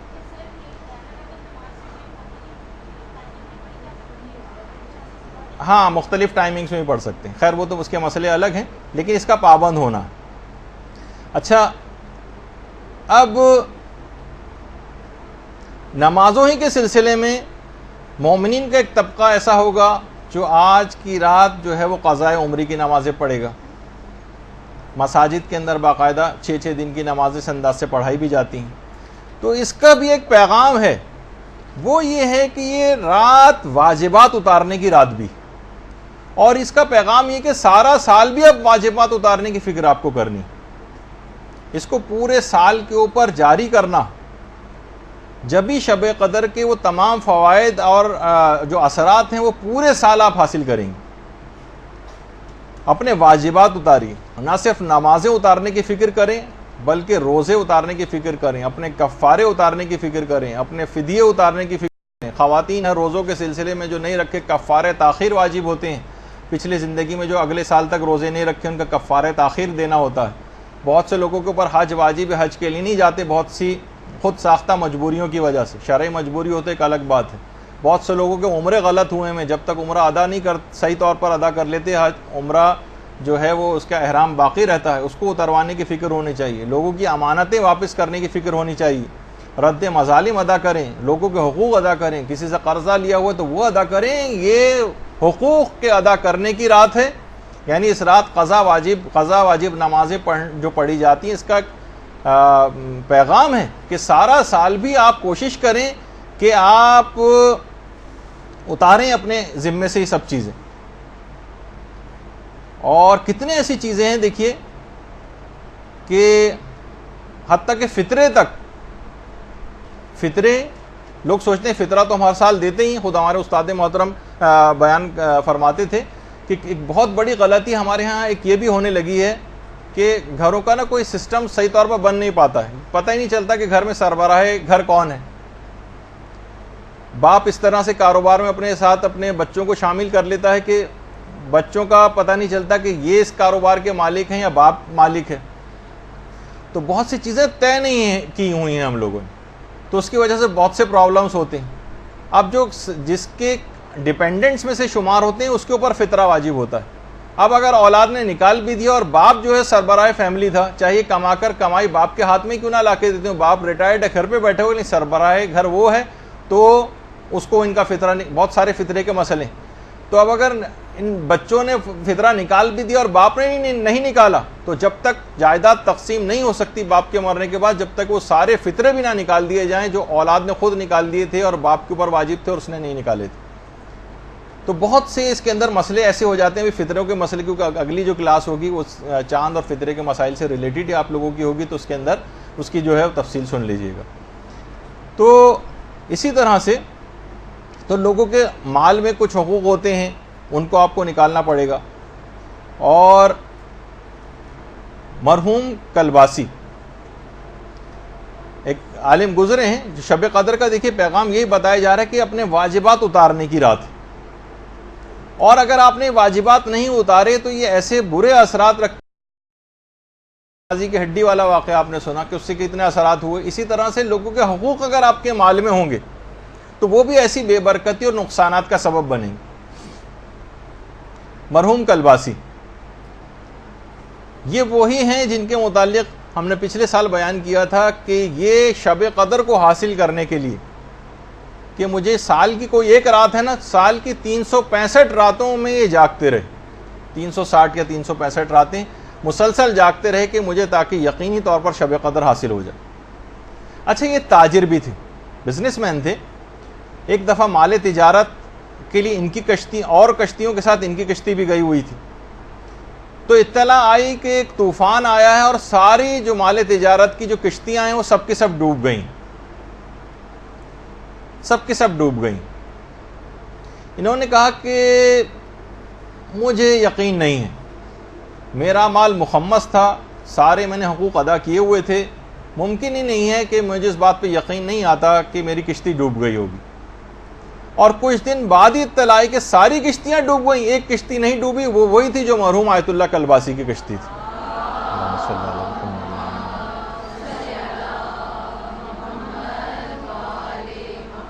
دیکھیں یہ بات یاد رکھ لیجئے کہ جب تک اس کو بند کر دیجیے, جب تک آپ لوگوں کے حقوق صحیح طور پر ادا نہیں کریں گے, نہیں اس کو ٹیڑھا ہی کر دیجئے, اس کو میرے پر طرف, اس میں ہوا کی آواز آتی ہے ورنہ مائک میں. جب تک آپ لوگوں کے حقوق ادا نہیں کریں گے اور آپ کے مال میں لوگوں کے حق باقی رہیں گے, تو یاد رکھ لیجئے کہ یہی مستحقین زکوٰۃ, یہی مستحقین خمس, یہی مستحقین فطرہ, یہ آپ کے دامن کو قیامت کے دن پکڑ لیں گے کہ پروردگار ان کے حقوق کے عوض جو اور پروردگار کیا کرے گا, ان کے جو حقوق آپ کے ذمے ہیں ان کے عوض آپ کی نیکیاں کاٹ کر دے دی جائیں گی. معاملہ اس قدر سخت ہوگا کہ محدث نعمت اللہ جزائری یہ بات فرماتے ہیں کہ کسی نے بقدر دانق چاندی, یعنی سمجھے کہ درہم کے چھٹے حصے کے برابر بھی, یعنی 1-2 روپے کے برابر بھی اگر کسی کا نقصان کیا ہوگا تو اس شخص کی 700 قبول شدہ نمازیں کاٹ کر صاحب حق کو دے دی جائیں گی. 700. اور دیکھیے یہ بھی روایات کے اندر یہ بات آئی ہے کہ اتنی شدت ہوگی کہ انوار نعمانیہ میں محدث نعمت اللہ جزائری نے اس بات کو لکھا ہے. محدث نعمت اللہ جزائری کا یہ مقبرہ ہے خوزستان میں, کہ محشر میں کھڑا کر دیا جائے گا ایسے شخص کو اور کہا جائے کہ منادی ندا کرے گا جس کا جو حق ہے اس سے آ کر لے لے. فرماتے ہیں کہ اس وقت اہل محشر کے لیے اپنے پہچاننے والوں سے سخت کوئی بھی چیز نہیں ہوگی کہ مبادہ کوئی شخص آ کر ان سے حق کا مطالبہ کر دے کہ میرا حق اس نے نہیں دیا. تو اب آپ خود سوچئے کہ یہ جو مستحقین خمس ہیں, جن کا خمس آپ نے خمس نہیں نکالا, سادات تک نہیں پہنچا, یہ گریبان پکڑیں گے, یہ دامن کو پکڑیں گے. جن تک فطرہ نہیں پہنچا, آپ کو صحیح طور پر آپ نے ادا نہیں کیا, وہ دامن پکڑیں گے. جن تک اور مالی چیزیں تھیں وہ نہیں پہنچی, یہ دامن پکڑیں گے آ کر. تو کس قدر معاملہ سخت ہو جائے گا. اور علل الشرائع میں باقاعدہ شیخ صدوق نے یہ بھی بات فرمائی ہے کہ قرض خواہ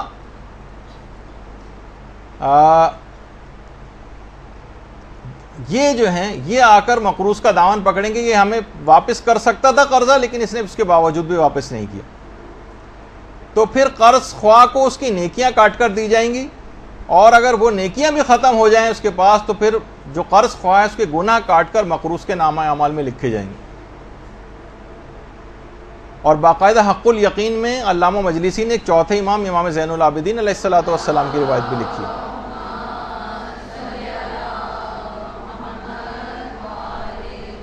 کہ مولا اگر مسلمان کو کافر سے کوئی حق طلب کرنا ہے تو اس کی تلافی کیسے ہوگی؟ وہ تو جہنمی ہے, نیکیاں اس کے پاس ہیں ہی نہیں. امام نے فرمایا اس کے حق کے برابر کافر کے عذاب میں اضافہ کر دیا جائے گا. اور جب بھی یہی وجہ ہے کہ پیغمبر اسلام نے جو ایک سوال کیا تھا اپنے اصحاب سے, جس کی ہم نے ایک پوسٹ بنا کے بھی لگائی تھی, مفلس کون؟ ایک دن رسول اللہ نے اپنے اصحاب سے پوچھا جانتے ہو کہ مفلس کون ہے؟ صحابہ نے عرض کیا کہ مفلس وہ ہے جس کے پاس مال و دولت, باغات اور سرمایہ نہ ہو. رسول نے فرمایا میری امت کا مفلس وہ ہے جو قیامت کے دن اس حال میں آئے گا کہ اس کے پاس نماز, روزہ, زکوٰۃ جیسے اعمال موجود ہوں گے, لیکن اس نے زندگی میں کسی کو گالیاں دی ہوں گی, کسی کو تہمت لگائی ہوگی, کسی کا مال ہڑپ کیا ہوگا, کسی کا ناجائز خون بہایا ہوگا. ایسے شخص کی نیکیاں اس کے متاثرین کو دے دی جائیں گی. اگر اس کی نیکیاں کم پڑیں گی تو اس کی متاثرین کی برائیاں اس کے نامہ اعمال میں ڈال دی جائیں گی اور اسے دوزخ میں ڈال دیا جائے گا. ایسا شخص سچ مچ مفلس.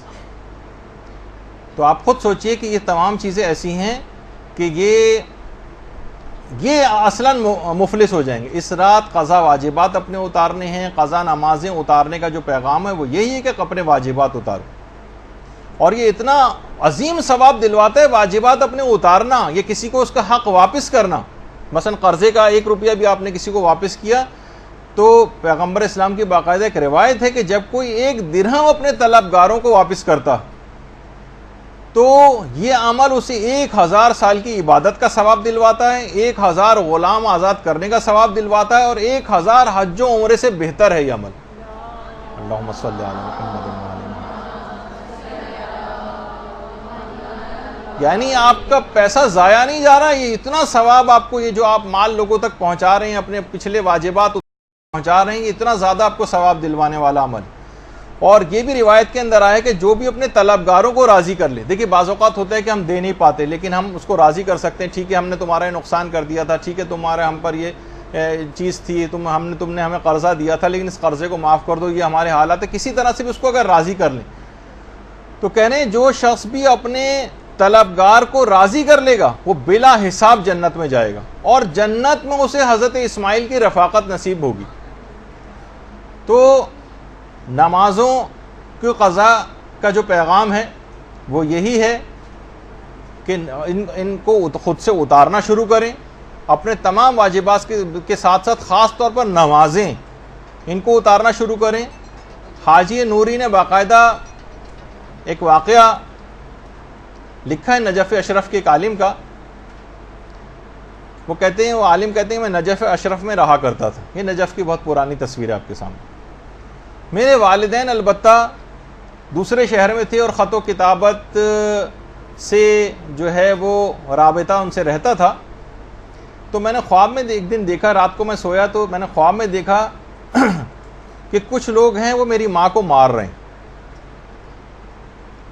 یعنی ایسا لگا جیسے فرشتے جس طرح سے عذاب دے رہے ہوتے ہیں. میری ماں کی ناک سے خون بہہ رہا ہے, میں آگے بڑھا, ان کے پاس گیا کہ میری ماں کو کیوں مار رہے ہو؟ انہوں نے کہا ہم خدا کی طرف سے معمور فرشتے ہیں اور تمہاری ماں کو یہ عذاب اس وجہ سے دے رہے ہیں کہ تمہاری ماں نماز کو بہت ہلکا سمجھتی تھی, نماز نہیں پڑھتی تھی اور رمضان کے روزے بھی یہ چھوڑا کرتی تھی. اچھا دیکھیے, آج بھی کتنے سوالات علماء سے جو لوگ پوچھتے نظر آتے ہیں, مدرسے کے اپنے اس کے اوپر اتنے سوالات آتے ہیں, اور سب کے سب کا ہم نے جو تجزیہ اور ایک انالیسس کیا ہے وہ یہ ہے کہ ان میں سے 99% ایسے افراد ہوتے ہیں جو فقط یہ چاہتے ہیں کوئی ایسا پوائنٹ مل جائے جس سے ہم روزہ چھوڑ دیں. انٹینشن سوال پوچھنے کی ہوتی ہے روزہ چھوڑنا. مثلا کتنی خواتین ہیں بچے کو دودھ پلا رہی ہیں, وہ سوال بس ہر وقت ان کا یہی والا سوال جو ہے وہ ہوتا ہے کہ کہیں بچے کو فیڈ میں کوئی کمی نہ ہو جائے, جبکہ آقا سستانی وغیرہ کا نظریہ ہے, وہ کہتے ہیں کہ اگر اوپر سے کوئی دودھ بچے کو پلایا جا سکتا ہے, مثلا جانور کا دودھ یا کچھ عورتیں مل کر بھی اگر پلا دیں اور اس سے بچے کا گزارا ہو جائے گا, تو پھر اس کے لیے روزہ چھوڑنے میں اشکال ہے, یعنی اس کو روزہ رکھنا ہی پڑے گا اور باہر سے اس چیز کو پورا کرے. لیکن کیا ہے, عورتیں چاہتی ہیں چھوڑ دیں.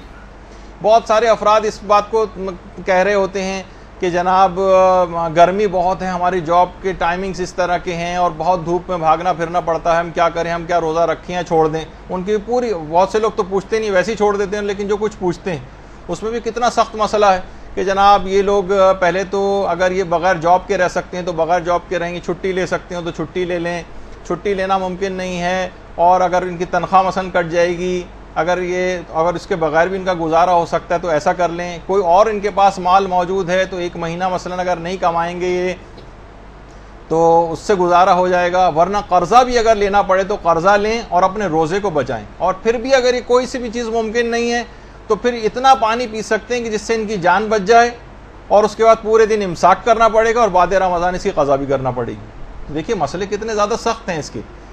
تو بہرحال لوگ اس انداز سے نماز و روزہ چھوڑتے ہیں. تو وہ عالم کہنے لگے فرشتے میری ماں کو مار رہے تھے, اور کہا کہ یہ نمازیں نہیں پڑھتی تھی اور رمضان کے روزے بھی قضا کرتی تھی.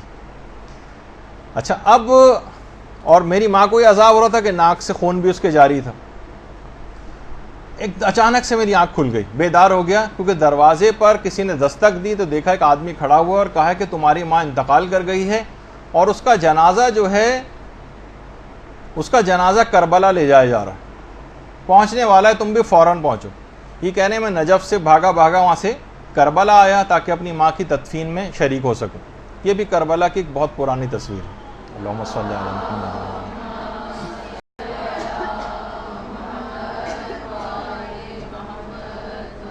میں تیزی سے بھاگتا ہوا اپنے ماں کے جسم کے پاس گیا جو تابوت کے اندر رکھا ہوا تھا, تو میں نے دیکھا کہ میری ماں کے کفن کے اوپر خون لگا ہوا ہے.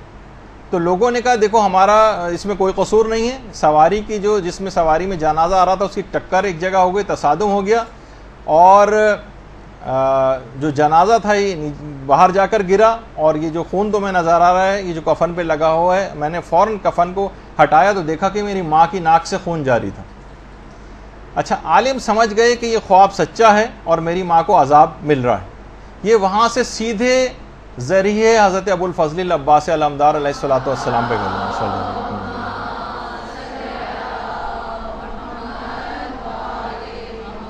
ایک بہت پرانی تصویر ہے حضرت عباس کے روضے کی, اور اب تو ماشاءاللہ ذریعہ جو ہے وہ بہت ہی پرشکوہ ہو چکی ہے. اللہم صلی علی محمد.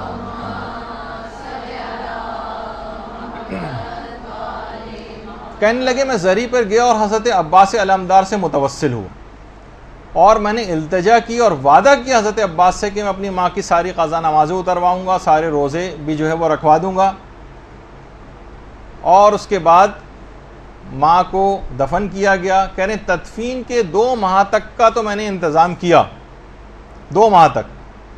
البتہ 2 مہینے کے بعد کچھ ایسی مصروفیات ہوئیں کہ میں مزید نمازیں اور روزے انجام نہیں دلوا سکا, میرے دماغ ہی سے نکل گیا.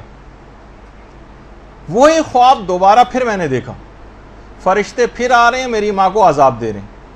تو میں نے فرشتوں سے جا کے کہا کہ میں تو ابو الفضل العباس کے پاس جا کر اپنی ماں کا جو ہے وہ معاف کروا چکا تھا یہ سب چیزیں. تو انہوں نے کہا کہ ہاں, لیکن تم نے اپنے وعدے کو پورا نہیں کیا اور ماں کے قضا واجبات نہیں اتارے, لہٰذا عذابوں کا سلسلہ پھر شروع ہو گیا. میں نے فوراً دوبارہ وعدہ کیا، بیدار ہوا، اس کے بعد میں نے خود اجارے پر نہیں بلکہ خود اپنی ماں کی ساری نمازیں پڑھی اور سارے روزے خود ادا کیے۔ تو دیکھیے یہ تمام چیزیں بھی ایسی ہیں کہ اپنے نماز و روزے کو اتارنا ہے۔ آپ نے دیکھا کہ کربلا تک میں لا کر دفن کیا گیا، لیکن قضا واجبات ایسے تھے کہ اس کے باوجود بھی عذاب ہوا۔ البتہ یہ ضرور ہے کہ ظاہر ماں ایسی سرکش ہوگی، ورنہ اگر کوئی عام گناہ گار ہے، چند نمازیں قضا ہیں، کچھ ہیں، تو انشاءاللہ امام کے جوار میں، کیونکہ وہ تو جگہ ایسی ہیں کہ بہرحال وہاں عذاب قبر جو ہے وہ ختم ہو جاتا ہے، لیکن کچھ اہمیت بتانے کے لیے کہ نمازیں اور روزے قضا کرنا اتنا عظیم گناہ ہے کہ بعض اوقات ان مشاہد مشرفہ میں دفن ہونا بھی عذاب کو ختم نہیں کروا سکتا، تاکہ لوگوں کو ایک جرت پیدا نہ ہو اور ان کی واجبات کی اہمیت کو سمجھیں۔ تو پیغام شب قدر یہ بنا کہ دیکھیے نئی زندگی اور نئے سال کی ابتدا ایک لحاظ سے ہو رہی، کیونکہ نئے سرے سے آپ کی تقدیر لکھی جا رہی ہے اگلے سال کی۔ آپ پورا سال اپنے قضا واجبات کو اتارنے کی فکر کیجیے اور ایک باقاعدہ ایک ڈائری بنائیے جس کا نام آپ اپنے طور پر واجبات ڈائری رکھ لیں، اس میں نوٹ کریں ساری چیزیں، اپنی وصیتیں، اپنی زبانی طور پر بھی اپنے لواحقین کو اپنے واجبات بتائیں تاکہ ان کو کچھ پتہ چلے۔ اکثر یہ ہوتا ہے کہتے ہیں والد انتقال کر گئے، والدہ انتقال کر گئیں، جو ساتھ رہتے تھے کچھ تھوڑا بہت ان کو پتہ ہوتا ہے، لیکن لوگوں کو زیادہ تر پتہ نہیں ہوتا کہ وہ اتارنے کی طرف مائل بھی ہوتے ہیں تو ان کو صحیح عدد پتہ نہیں ہوتا، یہ معلوم نہیں ہوتا کہ ان پر کتنا خمس تھا کتنا نہیں تھا۔ تو اپنے واجبات زبانی طور پہ بھی بتائیں اور ایک ڈائری بھی مرتب کریں۔ اچھا اب دیکھیے واجبات اتارنے کے لیے جب انسان مائل ہوتا ہے تو اسے صحت و سلامتی اور عافیت، بیماری میں کھڑا نہیں ہوا جا رہا ہے۔ اب لوگ اکثر یہ پوچھتے ہیں کہ اب بالکل ہماری ہمت اور طاقت نہیں ہے، اپنی قضا نمازیں کیسے پڑھیں؟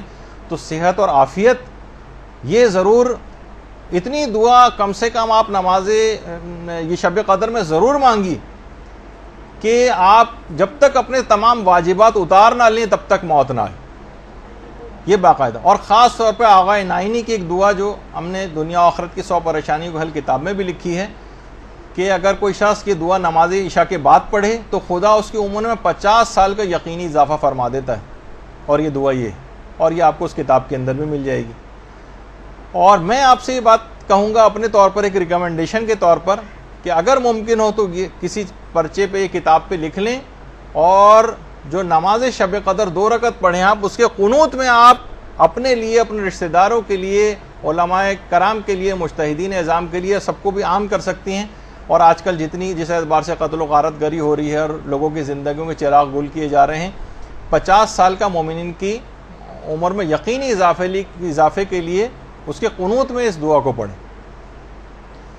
اچھا اسی طرح سے اس کوشش کریں کہ دعاؤں کو دوسروں کے لیے زیادہ سے زیادہ آپ انجام دیں اس رات۔ جب یہ علامہ مجلسی نے مفاتی میں جا کے دیکھیے گا کہ اپنے رشتہ داروں کے لیے اور اپنے عزیز و اقارب کے لیے دعائیں، دوسروں کے لیے دعائیں کرنے کی بہت تاکید آئی، دوسروں کے لیے دعائیں۔ یہی وجہ ہے کہ آیت اللہ حسن زادہ عاملی، جن کا پچھلی مرتبہ بھی تذکرہ ہوا تھا، یہ فرماتے ہیں کہ جب میں یہ آیت اللہ حسن زادہ عاملی کی جوانی کی تصویر، کہ میں جب اپنے استاد آیت اللہ سید محمد حسین طباطبائی کی خدمت میں گیا تو آیت اللہ طباطبائی نے آیت اللہ حسن زادہ عاملی کو ایک بات بتائی، اور وہ ہمارے لیے بھی ہے۔ کہتے ہیں کہ میں نے جب سے ہوش سنبھالا ہے، آیت اللہ محمد حسین طباطبائی، جب سے میں نے ہوش سنبھالا ہے اور اپنے آپ کو شناخت کیا ہے، تب سے میں نے ایک دعا بھی آج تک اپنے لیے نہیں مانگی، اور ہمیشہ دعاؤں کو سب کے لیے عام کیا ہے اور سارے مومنین کو اس میں شامل کیا ہے۔ باقاعدہ جو ان کی کتاب ہے 1001 کلمہ، اس میں آیت اللہ حسن زادہ عاملی نے یہ بات لکھی اور کہا کہ مجھ پر اس بات کا بہت ہی زیادہ اثر ہوا تھا جب یہ آیت اللہ محمد حسین طباطبائی نے مجھے یہ بات بتائی تھی۔ اور شہزادی بھی یہی وجہ سے، شہزادی کی سیرت سامنے تھی کہ جو کہ اللہم صلی علی محمد و علی محمد،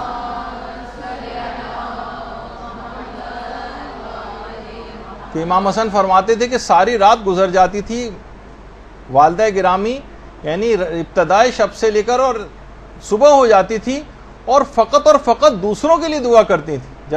جب وہ پوچھتے بھی تھے کہ ایسا کیوں ہے تو وہ کہتی تھی الجار ثم الدار، پہلے پڑوسی، پہلے دیگر لوگ اور اس کے بعد پھر اپنے گھر والے۔ تو یہ انہی کی طریقہ کار کے اوپر آیت اللہ سید محمد حسین طباطبائی عمل کرتے تھے کہ اپنے لیے کہتے ہیں میں نے جب سے ہوش سنبھالا مجھے یاد ہی نہیں کہ میں نے اپنے لیے کبھی کوئی دعا کی. خیر ہم سے یہ تقاضا نہیں کہ اپنے لیے نہ کریں, لیکن یہ بتانے کے لیے کہ مقدم کریں دوسرے لوگوں کو دعاؤں میں, کیونکہ اور یہی وجہ ہے کہ آیت اللہ جواد عاملی یہ فرماتے ہیں کہ دوسروں کے لیے دعا کرنا اور یا ایک اجتماعی طور پر ایک مشق بھی ہوتی ہے اس کے اندر, کہ رات کے وقت جب آپ 40 مومنین کے حق میں دعا کریں گے تو یہ اس بات کا لازمہ ہونا چاہیے کہ اب دن میں 40 مومنین کی مشکلات کو حل کرنے کے لیے کام کریں گے. یعنی رات میں دعا کرنا ہے اور دن میں عملی اقدام کرنا ہے, یہ ہے اس کا تقاضا. اور نماز شب بھی آپ کو پڑھنی ہے, اس کے اندر 40 مومنین کے لیے دعا بھی, لیکن اس کا بھی ایک پیغام یہ کہ اس دعا کو اور لوگوں کے کام آنے کے سلسلے. اور یہی وجہ ہے کہ علماء فرماتے ہیں کہ عید کے دن بھی پروردگار اپنے حق سے پہلے یعنی نماز عید پڑھنے سے پہلے کہتا ہے کہ فطرہ نماز عید پڑھنے سے پہلے نکال دو. اصل وقت اس کا فطرے کا نماز عید پڑھنے سے پہلے. وہ پھر وہ الگ مسئلہ ہے کہ کون شخص ظہر تک ادا کر سکتا ہے, اور جو جس نے نہیں ادا کیا وہ بعد بھی میں بھی ادا کر دے. لیکن بہرحال یہ کہ پروردگار نے اپنے حق کو مؤخر کیا ہے, لوگوں کے حق کو فطرے کو مقدم کیا ہے, اور کہا ہے کہ یعنی فطرہ یہ پہلے دے دو تاکہ عید کی خوشی میں شریک ہونے سے دوسرے افراد رہ نہ جائیں. بلکہ یہاں تک شریعت نے اس میں ریلیکسیشن دی کہ فطرہ ماہ مبارک رمضان میں بھی دیا جا سکتا ہے ایڈوانس کے طور پر. پھر اس میں وہ مسئلے آپ سن لیں گے اگلی دفعہ کہ قرضے کی نیت سے ہی دیا جائے یا حاکم شرع کی اجازت وغیرہ کے لیے دیا جائے.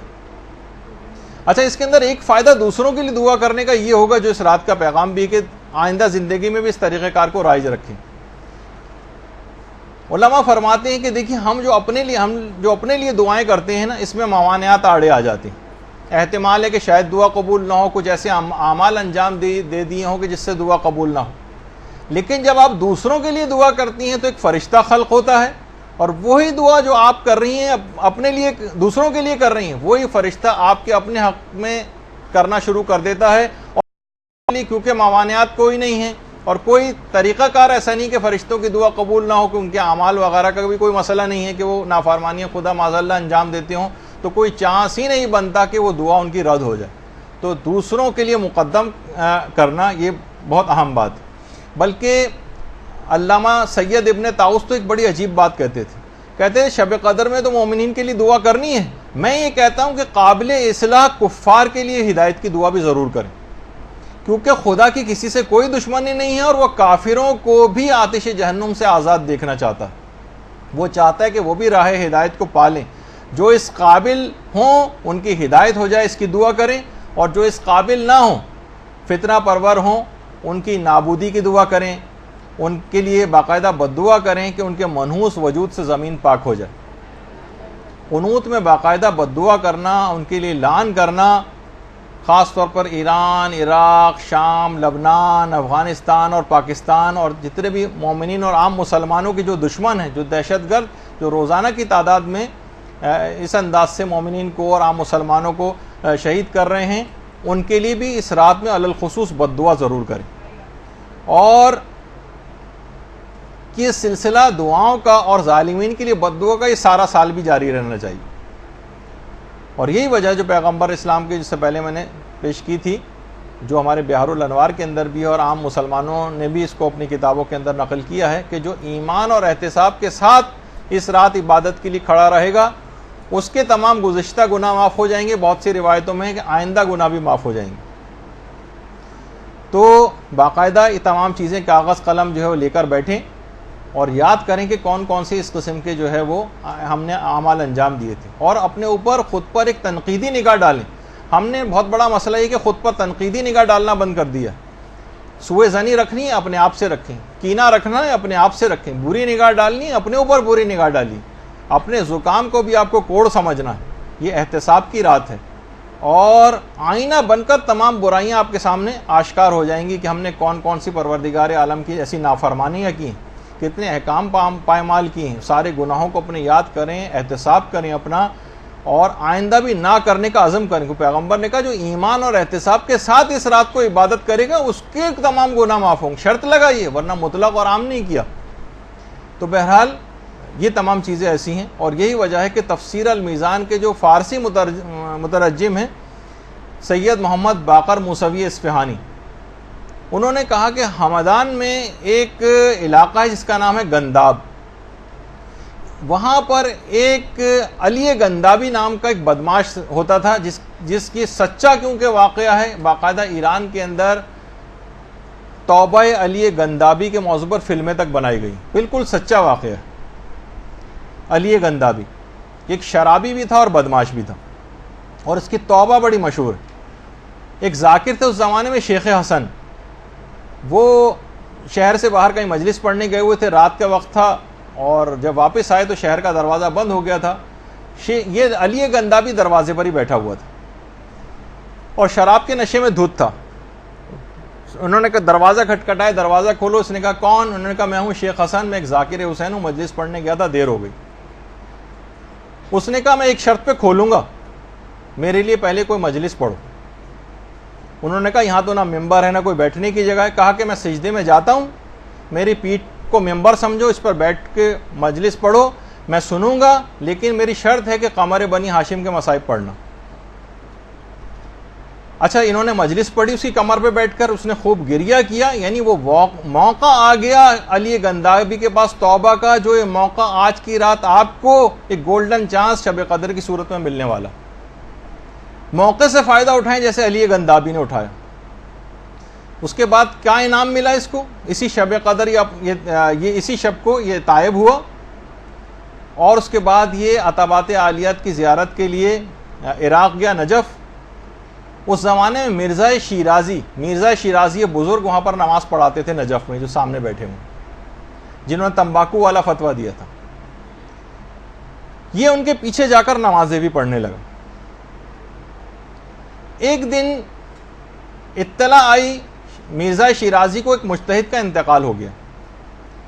اچھا، مجتہدین کو عام طور پر جو حرم امام سے متصل جو دالان ہے، یہ ذرا بہت پرانی تصویر ہے حرم امیر المومنین کے، اس کے بالکل سامنے باہر جو دالان تھا، اللہم صلی علی محمد و آل محمد، باقاعدہ صحن میں وہاں پر ایک قبر تیار کی گئی ان مرحوم مجتہد کے لیے۔ لیکن عشاء کی نماز کے بعد پتہ چلا کہ وہ کوما میں تھے اور اب ہوش آ گیا ہے، زندہ ہیں۔ مرزا شیرازی کو آ کر بتایا گیا کہ جن کے لیے قبر تیار ہوئی تھی وہ تو ہوش میں آ گئے ہیں، مگر علی گندابی نماز کے مصلی پر بیٹھا بیٹھا چل بسا۔ اب اس کھودی ہوئی قبر کا کیا کریں؟ مرزا شیرازی نے کہا کہ علی گندابی کو حرم امیر المومنین سے متصل دالان میں اسی قبر میں دفن کر دیا جائے۔ سچی توبہ کے باعث جو رائٹ ٹائم آیا تھا، قمر بنی ہاشم کی شفاعت اس کو ملی، اور یہ شاید یہ قبر اسی کے لیے تیار کی گئی تھی۔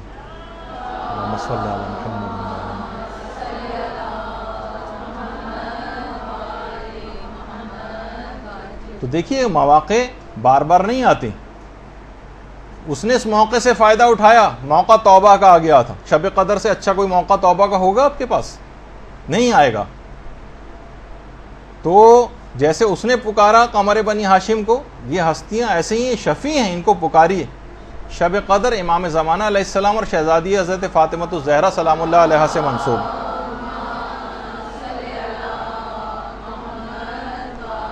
امام کا ایک حق ہے کہ آئندہ کے لیے بھی امام کی یاد کا ایک طریقہ یہ ہے کہ دن کی کم سے کم ایک نماز کے قنوت میں تو ضرور اللہم کن لولیک الحجۃ ابن الحسن والی دعا ضرور پڑھا کریں۔ اور یہ کتنا حسین منظر ہوتا ہے شب قدر میں کہ فرشتوں کے جھرمٹ میں جبریل امین زمین کی جانب رواں دواں ہوتے ہیں، ان کی خوشی کا کوئی ٹھکانہ نہیں ہوتا کہ کائنات کے امام وقت جو ہے ان کی خدمت میں حاضری نصیب ہو رہی۔ اللہم صلی علی محمد و آل محمد۔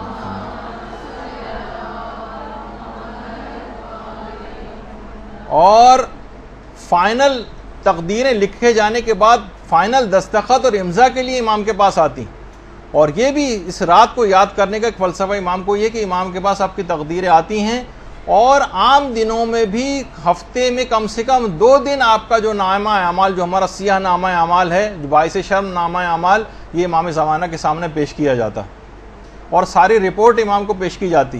آپ خود سوچیں کہ ہمارے دلوں کے چھپے ہوئے خیالات سے بھی جو چیزیں جو واقف ہوں، اور ایک ایک چیز اس کے اندر ایسے فرشتوں نے لکھ دی ہو جو ہر چیز سے جو بھی ہم کام کرتے ہیں، غیبتیں کرتے ہیں اور ہم گانے سن رہے ہیں اور لڑائی جھگڑے کر رہے ہیں ایک دوسرے کو، برا بلا، کینے، حسد، سب کچھ تفصیلات لکھی ہوئی ہیں امام زمانہ کے دل مقدس پر جو ہے وہ کیا گزرتی ہوگی۔ تو اس رات کا ایک یہ ہے کہ اس رات کا کہ امام زمانہ سے منسوب رات ہے، اس رات کو بھی ان کو یاد کرنا ہے، اور ایک یہ کہ اس کو سارے سال پر محیط کرنا ہے امام کے ذکر۔ سوچیں کہ ہمارے نامہ اعمال ہفتے میں 2 بار امام کے سامنے پیش کیے جا رہے ہیں۔ اسی طریقے سے اس رات مخصوص زیارتیں بھی جو ہیں وہ بھی کرنی ہیں، ہمیں پڑھنی، اس کا وقت نہیں ہے ابھی اس میں مجھے بتانے کا، کہ امام حسین علیہ السلام، شہداء کربلا، حضرت عباس، شہزادہ علی اکبر، اور خود امام زمانہ کی جو زیارت ہے، اور زیارت جامعہ کی خود امام نے کس طرح سے تاکید کی ہے، یعنی اس رات کو زیارت پڑھنے کا جو فلسفہ ہے، دیکھیں زیارت کیا ہے؟ سلام ہے، سلام۔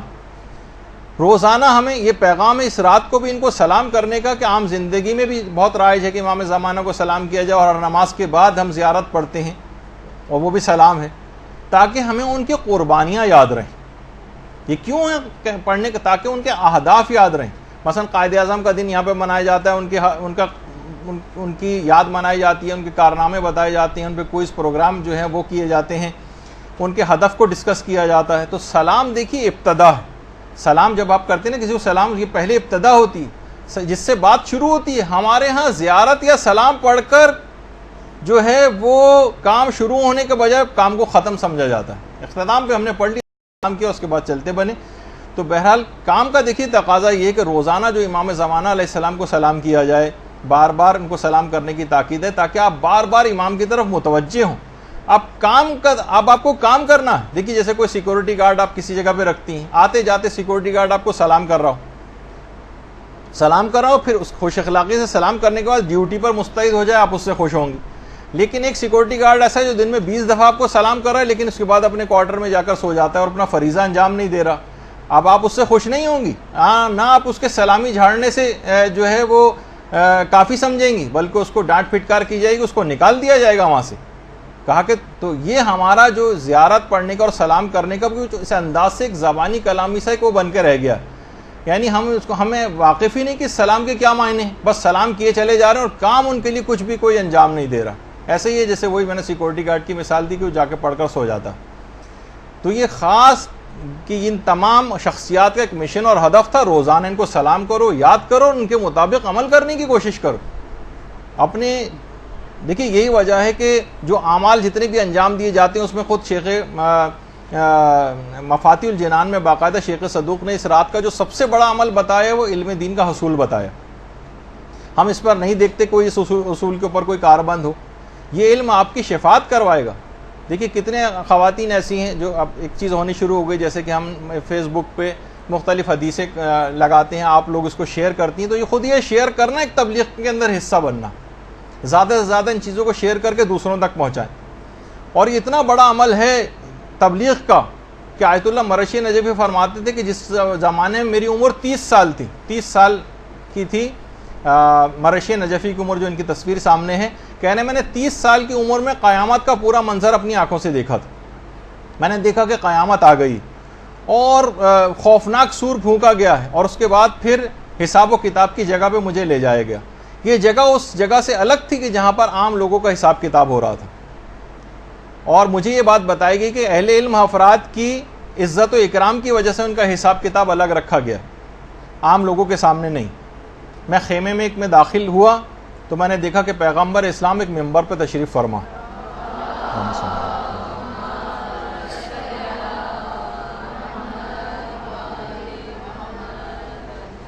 ان کے دائیں اور بائیں دو بہت ہی ایسی شخصیات جو تقوی اور جلالت ان کے چہرے سے، ان کے نور سے آیا ہو رہا تھا، وہ ساتھ میں بیٹھی ہوئی تھی۔ دونوں کے سامنے کتابوں کے ڈھیر رکھے ہوئے تھے، اور ہر علماء کی ایک صف تھی ان کے سامنے، اور مجھے 14ویں صف میں کھڑا کیا گیا تھا، یعنی 14ویں صدی کے تھے تو 14ویں صف میں۔ اب میں حساب کتاب کا ہم انتظار کر رہے تھے، مضطرب دل کے ساتھ انتظار کر رہے تھے، اور پیغمبر اسلام نہایت باریک بینی سے حساب کتاب لے رہے تھے۔ لیکن جب بھی کسی عالم کو شفاعت درکار ہوتی تھی تو پیغمبر اسلام شفاعت فرما دیا کرتے تھے۔ جس کی تبلیغات زیادہ ہوتی تھیں، نہیں پہلے ایک بات اور بتا دوں کہ خود انہوں نے مرشی نجفی فرماتے ہیں کہ میں نے اپنے ساتھ کھڑے ہوئے افراد سے پوچھا کہ یہ پیغمبر کے اطراف میں جو دو شخصیات ہیں یہ کون ہیں، کیونکہ میرا ارادہ یہ تھا کہ اگر مجھے ان کا نام پتہ چل جائے تو ہو سکتا ہے کہ مجھے شفاعت کی ضرورت ہو تو میں ان شخصیات کا نام لے کے مخاطب کر کے شفاعت کی درخواست کروں۔ مجھے بتایا گیا کہ یہ شیخ مفید اور علامہ مجلسی ہیں جو دائیں اور بائیں بیٹھے ہوئے ہیں۔ اچھا، ان کی جو کتابیں تھیں، ان کی جو تالیفات، وہ ان کا ذریعہ شفاعت تھیں۔ جس کی تبلیغات زیادہ تھیں، جس کی کتابیں زیادہ تھیں، اس کو حق شفاعت دوسرے کی نسبت زیادہ تھا۔ اور علامہ مجلسی کے سامنے کتابیں زیادہ تھیں۔ آپ کو معلوم ہے نا کہ علامہ مجلسی کا ایوریج نکالا جائے تو 1000 صفحات پر ڈے لکھنے کا ایوریج تھا ان کا، اور ہمارا جو ہے پوری زندگی میں بھی ایک صفحہ لکھنے کا نہیں ہوتا بعض اوقات۔ تو ان کا حق شفاعت زیادہ تھا۔ تو یہ باقاعدہ آپ نے دیکھا کہ یہ علم جو ہے جو آپ حاصل کریں گے، جو شب قدر میں بہت زیادہ اس بات کی تاکید کی گئی ہے۔ واقعہ تو اور بھی لمبا ہے لیکن اس وقت بیان کرنے کا ٹائم نہیں ہے، موت کے دروس میں ہم نے اس واقعے کو مکمل بیان کیا ہے۔ تو یہ علم کا حاصل کرنا اور اس کو پھیلانا، یہ قیامت کے دن یہ اس رات کا پیغام ہے، ورنہ اس رات تو صرف عبادت میں گزاری جانی چاہیے تھی، باقی 360 دن جو اور آپ کے پاس پورے سال کے پڑے ہوئے ہیں اس کے اندر آپ پڑھتی رہتی ہیں۔ اس رات ہی کو علم کے اندر اس کو لگانا، یہ کیوں زیادہ بڑا اس کو عمل قرار دیا گیا؟ کیونکہ اس تمام اعمال کو اس رات کو انجام دینے کا ایک فلسفہ ہے۔ یہ جو ٹکڑوں کے اندر یہ اعمال ہیں، نماز ہے اس کا مطلب پورے سال نماز کا پابند رہنا ہے، زیارات ہیں، سلام کرنا ہے تو امام کا کام بھی اس سلام کے ساتھ ساتھ انجام دینا ہے، غسل کرنا ہے، نمازیں پڑھنی ہیں، باوضو رہنا ہے، تو پورے سال اس کو جو ہے سلسلے کو جاری رکھنا ہے، تبلیغات کرنی ہے تو پورے سال تین پیغامات ہیں، فقط ایک رات کی حد تک رہنے والے معاملات نہیں ہیں۔ باقاعدہ شیخ محمد تقی اصفہانی یہ فرماتے ہیں کہ شیخ انصاری سے ایک دفعہ سوال ہوا کہ اجتہاد جو ہے یہ کتنوں پر واجب عینی ہے؟ دیکھیں، اجتہاد ایک علاقے کے اندر کچھ افراد پہ، تو کچھ افراد ایسے ہونے چاہیے نا جو مجتہدین ہوں، ان پر واجب عینی ہوتا ہے۔ کتنے افراد تک پہ یہ واجب عینی ہے کہ اس کے بعد جو لوگ بچ جائیں ان پر کفایہ ہو جائے؟ یہ سوال باقاعدہ پوچھا گیا، اور اس زمانے کتنے عرصے پرانی جو ہے شیخ انصاری کے زمانے کی جو ہے وہ بات ہے۔ تو شیخ انصاری نے اس زمانے میں کہا تھا کہ ایک شہر میں 20 مجتہدین کا ہونا لازمی، اور مبلغین کی ضرورت اس سے بھی بہت زیادہ۔ دیکھیے، ہر علاقے میں کم سے کم 10-10 20-20 کم سے کم، اب جیسے انچولی جیسا علاقہ ہے، کیا یہاں ایک عالم ضروریات کے لیے کافی ہوگا؟ نہیں، ایک عالم چلے، ایک بڑا عالم، ایک اس کی ایک الگ شخصیت ہے، لیکن مبلغین کے لوگوں کے نمازیں صحیح کرانی ہے، وضو صحیح کرانے ہیں، بچوں کو سکھانا ہے، اور لوگوں کے مسئلے مسائل ہیں، اور ان کے جابز کے مسئلے ہیں، اور خمس کے مسئلے ہیں، اور کوئی ایک آدمی کبھی کر سکتا ہے؟ نہیں کر سکتا۔ یہاں پہ 20 30 40 50 ایسے افراد صرف ایک چھوٹے سے علاقے میں ہونے چاہیے، تو اتنے زیادہ مبلغین کی ضرورت ہے۔ تو ایک بھی شخص اگر آپ کے ذریعے ہدایت پا گیا، کوئی اس قسم کی خواتین کو چاہیے کہ اپنی صلاحیت کو بڑھائیں، اس رات کا پیغام علم حاصل کرنے کا، خود بھی علم حاصل کریں، اور اس کے بعد لوگوں تک اس ہدایت کو جو ہے وہ پہنچائیں۔ کچھ اپنے گھر کو استعمال کریں، اپنے پیسے کو استعمال کریں، اپنے تعلقات کو استعمال کریں، اپنی PR کو استعمال کریں، اسلام کے لیے استعمال کریں، اور اپنے گھر والوں کو بھی اپنے ساتھ کوشش کر کے جو ہے وہ ملائیں۔ کیونکہ دیکھیے، گھر والوں کو اگر ساتھ نہیں ملائیں گے، بچوں کو ساتھ نہیں ملائیں گے، مرد حضرات گھر میں بھی کچھ ہاتھ بٹائیں، کچھ کام کریں، افطاری کے اندر ہاتھ بٹائیں، تاکہ ذرا گھلے ملیں ان کے ساتھ، تاکہ لوگ پھر آپ کے بھی کام کر سکیں۔ وہ اس لطیفے کی حد تک ہوتا ہے نا کہ وہ ایک صاحب سے کسی نے کہا کہ بھائی بڑے افسوس کی بات ہے، کل میں نے دیکھا کہ تم اپنی بیوی کے ساتھ کپڑے دھلوا رہے تھے۔ تو کہنے لگا تو اس میں کون سی شرمانے کی بات ہے، جب وہ میرے ساتھ کھانا پکوا سکتی ہے تو میں کیا اس کے ساتھ کپڑے نہیں دھلوا سکتا؟ تو بہرحال تو وہ اس طرح کی، ایک تو یہ کہ گھر میں اتنا زیادہ انوالو ہو جائے، یہ بھی اسلام کو مطلوب نہیں، لیکن کسی حد تک گھر میں، تاکہ لوگوں سے ذرا قریب ہوں، تاکہ آپ بھی دین کے کوئی کام گھر والوں سے لے سکیں۔ اور بہرحال اتنا وقت نہیں ہے کہ تبلیغ دین میں گھر والوں کو دیکھیے دست و بازو اپنا بنانا ہے، تاکہ دین کے کام آپ کے لیے بہت آسان ہو جائیں۔ اب تیز رفتاری سے آگے بڑھتے ہیں کیونکہ وقت ختم ہو گیا ہے۔ اس رات آپ کو خاص طور پر ایک عمل صدقہ دینا بھی ہے، لیکن میں یہ کہتا ہوں کہ آپ کو ایسے صدقات کی تلاش کرنی چاہیے جو ثواب جاریہ والے صدقات ہوں۔ مدارس اس کے اندر، اس میں اپنا حصہ کچھ ڈالیں، تبلیغات کے سلسلے میں، کتابوں کے سلسلے میں۔ کوئی اپنا فیس بک کا اکاؤنٹ بنا سکتا ہے، اگر وہ جائز والا، حرام والے طرف نہیں، مدرسے کے حوالے سے جو ہے کوئی خدمت جو ہے وہ انجام دے سکتا ہے. خالی ہم یہ نہیں کہ وہ مسجد میں ڈال سکتا ہے, امام بارگاہ میں, یتیم خانے میں, لائبریری میں, کوئی ویب سائٹ کوئی بنا سکتا ہے, کوئی ویڈیو چینل بنا سکتا ہے. کسی بھی طریقے سے کوشش کریں کہ یہ اگر چھوٹے بچوں کے حوالے سے کوئی چیز, کیونکہ آپ کھانے اور کپڑے کے اندر بس جو صدقات وغیرہ عام طور پہ لوگ دیتے, بس جو ہے بھیڑ چال لوگ چلتے ہیں راشن راشن راشن راشن, تو پتہ چلا ہر آدمی صرف راشن ہی کے چکر میں لگ گیا ہے. بڑے بڑے ادارے سے لے کر چھوٹے بس صرف اور صرف راشن آٹا اسی کے اندر سارے لگ گئے. اور بھی چیزوں کی ضروریات اس انداز سے ہوتی ہیں. کفاروں کے وغیرہ میں تو خیر وہی دینے پڑتے ہیں, لیکن عام طور پر جو اور صدقات ہیں لوگ صرف راشن ہی کوئی چیز سمجھتے ہیں, جو ایک دن کھائے گا اسی دن ختم ہو جائے گا. صدقات جاریہ کی طرف نہیں جاتے. یہ وہ چیزیں ہیں کہ جس سے لوگ منقلب ہوتے ہیں, نسلوں تک کی چیزیں جو ہیں وہ ہوتی ہیں.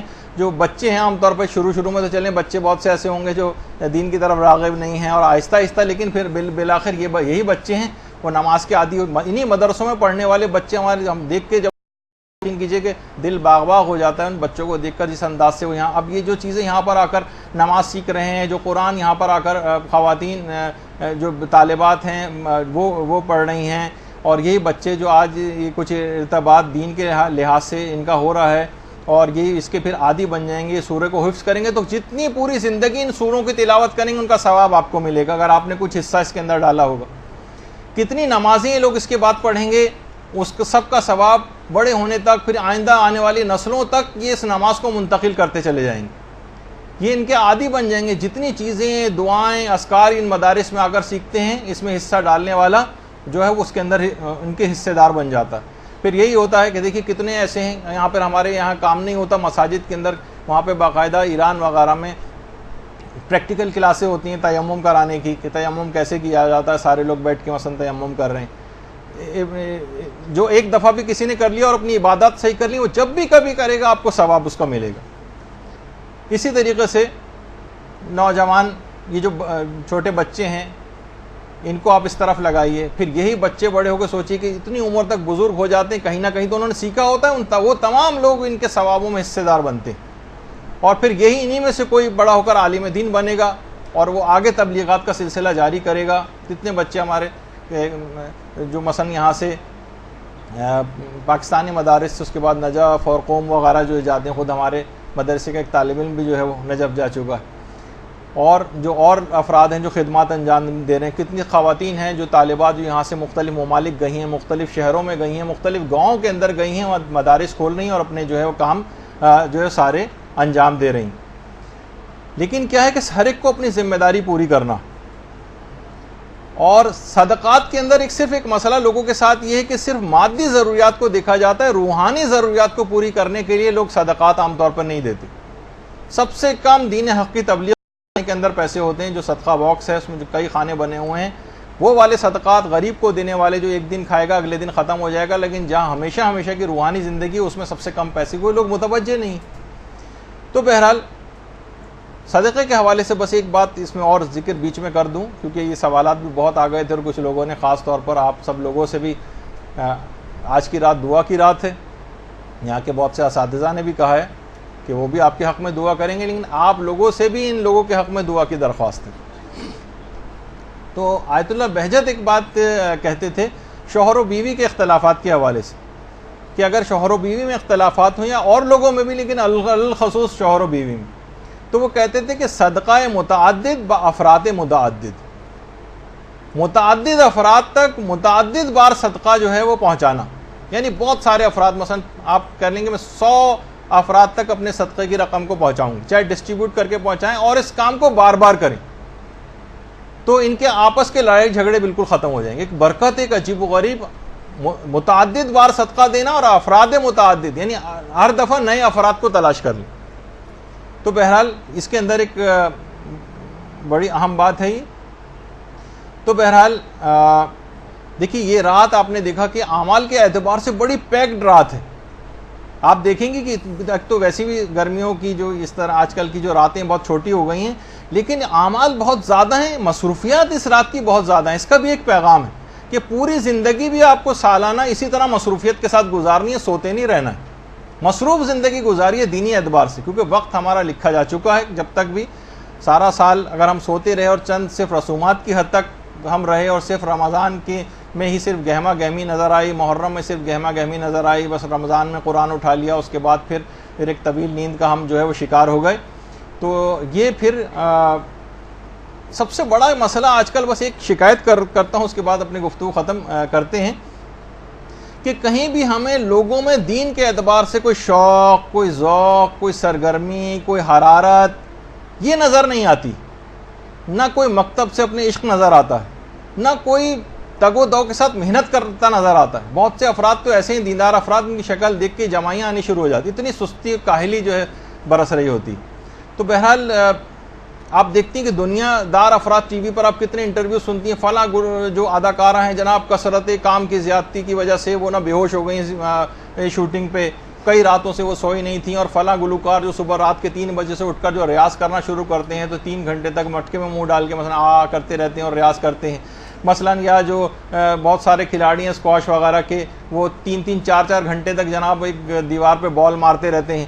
اور والدین سے بھی جو لوگ اپنی بڑی محبت کرتے ہیں اور اولاد سے بڑی محبت کرتے ہیں، ان کو ٹیوشنوں پہ لے کے، یعنی کچھ کام کرتے نظر آ رہے ہیں، کوئی سرگرمی نظر آ رہی ہے، کوئی ڈیڈیکیشن نظر آ رہا ہوتا ہے، حرارت نظر آ رہی ہوتی ہے. اسکول چھوڑنے جا رہے ہیں، اسکول لے کر آ رہے ہیں، گاڑیوں میں باہر گرمیوں میں بیٹھ کے انتظار کر رہے ہیں. یہ سب بھی چیزیں اپنی جگہ ضروری ہیں، اور بلکہ اپنے عیش و آرام کو اولاد کی دنیا کے لیے قربان کرتے ہیں، بلکہ اپنی آخرت کو بھی بعض اوقات اولاد کے لیے قربان کر دیتے ہیں. ذرا سا ہم دیکھتے ہیں ٹی وی پہ اکثر عشق و محبت کے اندر مبتلا، روزانہ مار پڑ رہی ہے، کمرے عدالت میں مار پڑ رہی ہے، باہر حتیٰ کہ قتل تک ہو جانا گوارا کرتے ہیں، لیکن اپنے اس برے مقصد یا جو بھی مقصد ان کا ہوتا ہے اس میں کوئی سرگرمی، کوئی لگاؤ، کوئی ڈیڈیکیشن، کوئی قربانی، کوئی محنت نظر آ رہی ہوتی. ایک بیچارہ دین ہی ہمارا ایک ایسا رہ گیا جس کے لیے کوئی محنت کرتا نظر نہیں آتا. فقط چند منٹ کے لیے اگر باتیں ہوتی ہیں، لیکن اس کے بعد ابھی کچھ ہی دن گزریں گے، اس کے بعد جو ہے وہ پھر عید آ جائے گی، عید کا چاند دیکھیں گے، لوگ فسق و فجور و اثرات سے ہی مبتلا ہو جائیں گے. اب ایسے افراد یا وہ خواتین جو پورے رمضان کا پیغام اسے ایک رات کے اندر بھول جائیں گی، اور وہی موسیقی چلنے لگے گی گھروں میں، وہی میک اپ کر کے نامحرموں کے سامنے عید کے روز وہ آئیں گی. کس منہ سے یہ لوگ عید منائیں گے؟ عید ان کی نہیں ہے جو بازاروں میں کپڑے لتوں کے لیے خریداری کرتے پھریں گے. ان کی عید اصل میں ہوتی ہے جنہوں نے اس رمضان سے تقوی حاصل کیا ہوتا ہے. ان کی عید نہیں ہوتی جو گھر میں نئے پردے عید کے دن ڈالتے ہیں اور نئے کپڑے اور جوتے خرید کے لاتے ہیں. اصل عید ان کی ہے جو پورے سرات کو خیریت سے اس رمضان میں پار کر جاتے ہیں. تو بہرحال وہ جو شعر بھی ہے نا حضرت حور کے حوالے سے ہے کہ شکوہ عید کا منکر نہیں ہوں میں، لیکن قبول حق ہے فقط مرد حور کی تکبیر. تو یہ مرد حور کی تکبیر نہیں، پروردگار کو ایسے ہر فاسق و فاجر اور کہ بس صرف ایک رسم و رواج کی حد تک، یہ زبان کی چٹنی کی حد تک دین اس نے کیا، باقی نہیں. ایسی توبہ اس رات کو کرنی ہے کہ اس کے بعد پھر واپسی کی طرف جانے کا کوئی امکان نہ ہو. تو پھر کہا جائے گا کہ آپ نے واقعی شب قدر گزاری ہے. توبہ کا دیکھیے دروازہ کھلا ہوا ہے، ملک الموت اب تک نہیں آیا. دنیا کے بھی جو عدالتیں ہیں اگر مجرم اقرار جرم کر لیتا ہے تو ان کی سزا میں کمی کر دیتی ہیں، اور کیونکہ یہاں کے جج جو ہیں وہ کم ظرف ہیں، یہ اتنا اختیار بھی نہیں رکھتے ہیں، مگر وہ خالق کون و مکان جس کی ظرفیت کی کوئی انتہا نہیں، اس کی عفو بخشش کے اندر کوئی کمی نہیں ہے، کوئی لمٹ نہیں ہے اس کی، وہ مکمل با اختیار ہے. اس کے فیصلے اس پر حکومت نہیں کرتے بلکہ وہ اپنے فیصلوں پر حکومت کرتا ہے. تو اگر ہم آج کی رات توبہ، حقیقی توبہ کر لیں اور اقبال جرم کر لیں تو وہ ہمارے ندامت سے جھکے ہوئے سر کو دیکھ کر سزا میں صرف کمی نہیں کرے گا بلکہ پوری سزا کو بھی معاف کر دے گا. یہ رات شب قدر ہے، اس رات میں اپنی حقیقت کو پہچانیے. یہ ہم جو مومنین ہیں یہ باز شاہی ہیں، یہ گندگیوں پہ کہاں منہ مارتے پھر رہے ہیں. آپ کے اعمال کی قدر و قیمت دیکھیے، فقط جنت ہے، اس کو حقیر چیزوں پہ فروخت نہ کریں. وہ مومن جس کی عظمت خانہ کعبہ سے بھی زیادہ قرار دی گئی ہے، کیوں اپنا قبلہ اس رات کو درست نہیں کرتے؟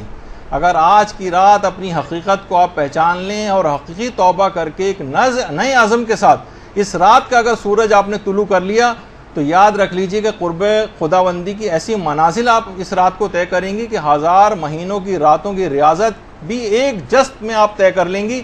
اور اس رات کو اگر حقیقی طور پر آپ نے توبہ کر کے اور ایک عہد کر لیا.